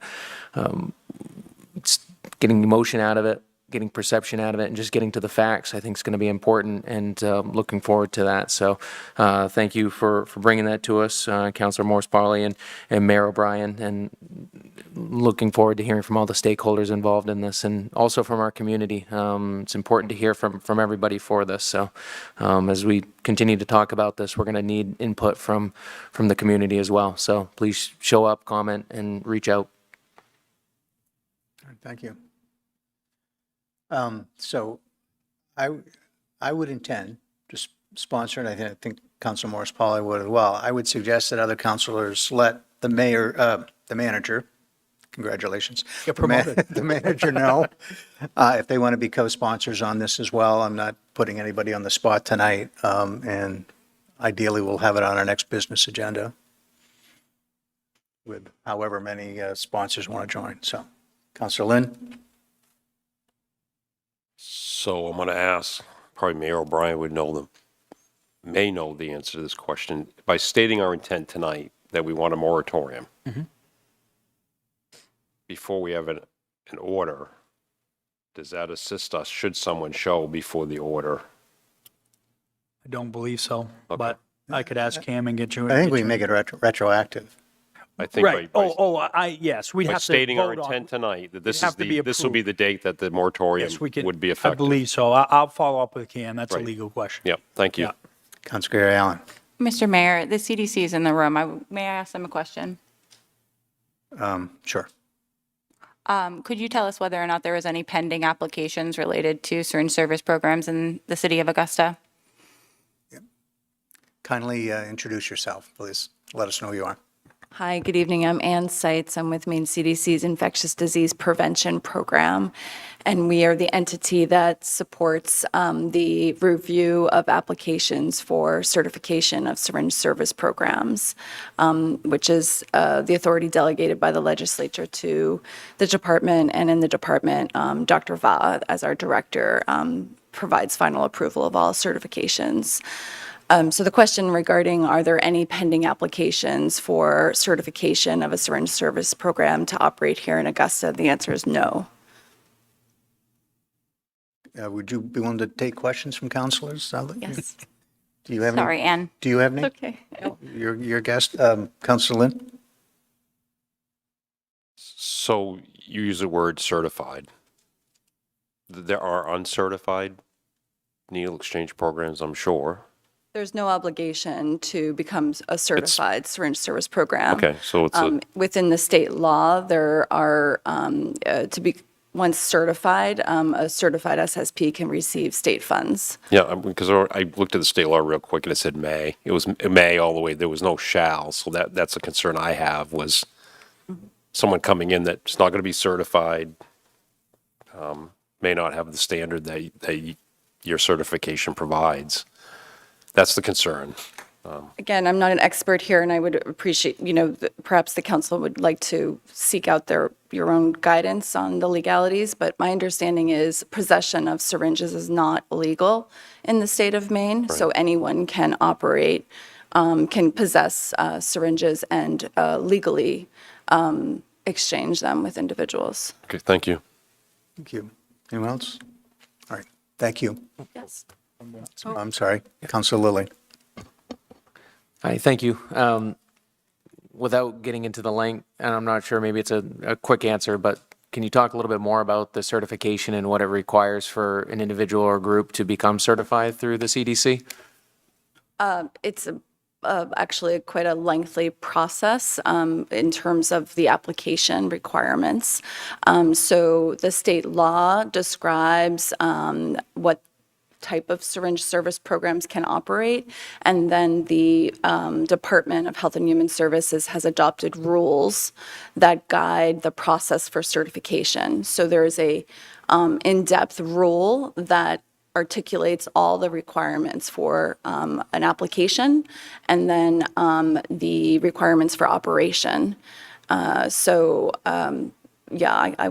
I wouldn't be able to recite them to you, but Understand. I would reference you to those rules.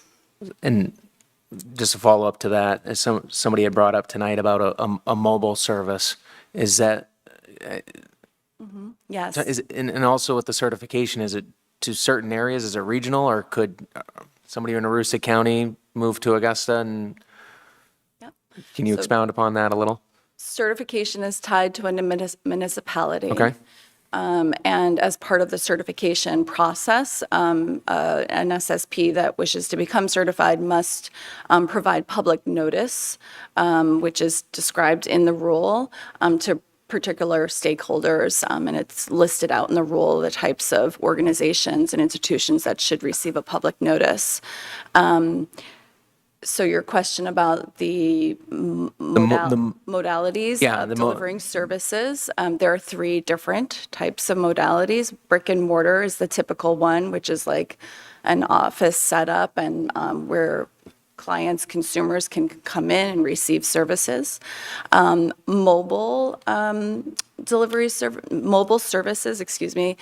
This is like the idea of not operating out of your typical brick and mortar, but yet offering services at another location. And that location can be like a fixed site at a encampment or at a community partner for which there's an agreement to operate that type of service, but it's at a set time and fixed place, typically. And then the third type, which is the new type that was just reintroduced, it was introduced based on the recent legislation, is what we call delivery services. And this type of service is when an individual requests that SSP to deliver syringe services and all the harm reduction services that are part of that encounter to them individually. And that individual can request it to their residence, to another location for which they are authorized to provide that, entry or that permission to enter. So, for lack of better analogy, we have kind of the brick and mortar, like the restaurant. We have the food truck, mobile site, and now we have the Uber Eats kind of delivery service. Well, thank you. That's a great analogy. Councilor Gary Allen? Oh, I'm sorry. Councilor Morris Pauly and then Councilor Gary Allen. Sure. Just a quick question. So if you have an SSP, let's say, that's operating in Biddeford, and so they've already gone through the application process, and they want to start operating in Augusta, they clearly will have to go through the in-depth application process. However, I'm assuming that application process includes things like policy manuals and how they're going to track things. And so essentially they already have all of that set up. They're just kind of transferring it to another application saying that they want to operate in Augusta. So kind of adding a location site to their current license. And so how long does that process take from the time they submit the application to the time that it is approved? That is also included in the rule. So once an application is complete, and even with an existing SSP that's already certified in one geographic area, they still need to complete another application for the new area in which they want to operate, including all the requirements such as the public notice. Once received by Maine CDC, there's an initial check to make sure it's complete and meets what we would see as just like a face, kind of like a check to make sure that all the components are available. And sometimes that requires some back and forth. Nonetheless, then the review committee, a review team of persons also described in the rule have, I believe, and again, I'm quoting, not sure, I'm fairly certain it's a 20-day turnaround, 20 business days to review that application and provide their recommendation as they have now reviewed the application according to the standards of operation that are described in the rule. Once that is all together and if there's consensus, the recommendation is shared with Dr. Va, who has the final authority to whether or not to approve the certification request. And does he have a timeline to make that determination? Dr. Va must provide determination within 10 days. Yes, thank you for reminding me. Yep. So essentially, if somebody submits a completed application tomorrow, within 30 days, they could be licensed in the city. Certified. They can be certified by the state to operate in the city, yes. And then be able to operate in the city. Okay, thank you. Now, Councilor Girion. Thank you. Director Seitz, so I would just want to be clear. So anyone could do any of these services and not be certified, right? Because syringes are legal. That's my understanding, yes. Okay. And have you worked with a municipality across the state that have found a way to legally regulate uncertified or unsanctioned services in the state? Again, I think my understanding is it's state law that allows persons to legally possess syringes. Yeah. So no, I would say that I have not worked with any municipality that has been able to regulate uncertified. So a municipality's ordinance would not regulate uncertified syringe service programs. It would just regulate certified syringe programs. So we're not going to be taking care of the actual problem that we're concerned about. I don't know that I'm qualified to provide that determination, but my understanding is that state law allows for people to legally possess syringes. Thank you, Director Seitz. Anyone else? Councilor Lynn? You're not an attorney, neither am I, but I think Auburn dealt with the after effect was the cleanup and the disposal within the city, which is probably within their purview, which kind of wasn't so much the exchange, but rather the practice and what kind of went along with that, which is kind of what we're dealing with here. So, I think the certification should be mandatory. I think that's a great thing, and I think it's a good thing to have the oversight from the CDC. There's nothing wrong with that. But I think Auburn was dealing with the after effect, which was the disposal of the needles in the city and requiring cleanup, which, again, I get back to our two known facilities that are reputable and deal with that. So it's kind of where we're at. But thanks for standing up, being a state employee, being at work at 10 o'clock at night. So appreciate that. You're welcome. If I could just comment, I actually attended the city council meetings in Auburn as well as in Lewiston. Part of our work is to support harm reduction across the state. It was really helpful to receive questions from the council so that we could prepare a response to those questions. And those are not just me standing up here based on my experience and expertise, but utilizing all the resources at the department to provide the municipality the information they need to make, informed decisions. So we'd welcome that opportunity, and I'm happy to leave my business card if that's helpful. Very good. Councilor Lilly. Thank you. I just have two follow-up questions. Talking about the certification, I want to use that word instead of the licensing. So the certification, is the benefit of the certification is obviously being partnered with the CDC and also being able to have I guess the word be financial, or there's a financial help with that, or what are the main reasons to want to go through the certification if it's not necessary?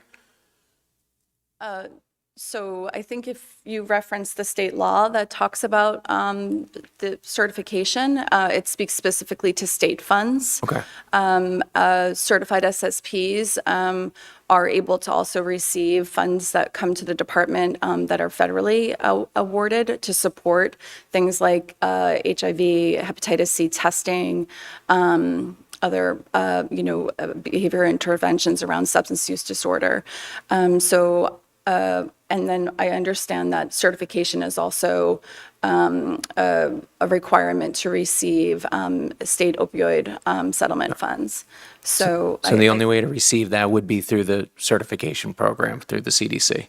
my understanding is certification is requirement prior to then being Okay. eligible for those funds. So there's an application process, there's other requirements relative to actually then receiving those funds, but certification is like a first step. I think it's intended to demonstrate that the program's operating according to a set standard. Understood. The second question, and this would be more, I guess, if for the CDC, or do they have a stance whether they want to see local government have ordinances in place that have licensing, or and I'm not asking you to speak directly for the CDC, but do you have that answer, or is there a way that has anybody asked that, or have they put out a statement about it? No, Maine CDC has not. Okay. And I would not be able to answer that question. Understood. Okay, thank you. Councilor Morris Polly? Yes, you had mentioned resources. Does the CDC have any resources, financial resources, to support municipalities in cleaning up contaminated syringes? So the state legislature in the last session passed a bill around establishing a syringe cleanup program, and it did pass and it was signed into law. However, the financial order did not adequately support standing up the program. We understand, we hear loud and clear the concerns around syringe waste and syringe disposal. And the programs that were outlined earlier are there are similar programs that have, municipalities that have stood up programs to try to address syringe waste. The city of Portland, the city of Bangor, they have programs in place around how they seek to collect syringes that are found in community locations, or incentivize the return of syringes. So at this point, the state does not have resources specifically dedicated to this, but we're certainly understand the concerns that have been raised, and seek to support not only SSPs but other community and municipalities to try to address this problem effectively. Was this the bill that was supported with $500? Is that what you're speaking of? Okay, yep, thank you. You're welcome. Anyone else? All right, thank you for being here with us tonight. So that exhausts the list of items for discussion tonight, but before we break, I invite the manager to make any announcements and welcome announcements from councilors. First, Mr. Manager. Thank you. Only to remind everybody that our next meeting, because of the 4th of July break, will be, we're looking at July 16th. So if something more pressing comes up or emergency comes up, I'll let you know, but that's going to be a break in between our next meeting. And July 16th will be a business meeting. Correct. Councilor Sinkwitz? Yes, thank you, Mr. Mayor. The Opioid Settlement Funds Task Force met last night and plans to meet next Wednesday as well. We are ready to, we've made decisions about 4 of the applications at this point. We have a few lingering questions for the remaining 4, and we are hoping to get on the July 23rd informational session if possible, Mr. Manager. Very excited to bring forward our recommendations and start that stage of this process. Others? So everybody should come out to the parade, right? On the 4th of July, if you can make it. Councilors are invited to join in if they can. They don't have other plans. I think that's it. Unless anybody else has anything. 10:05, let's adjourn. I literally thought it was going to be midnight. I wrote you a note that says we're going to be here till midnight.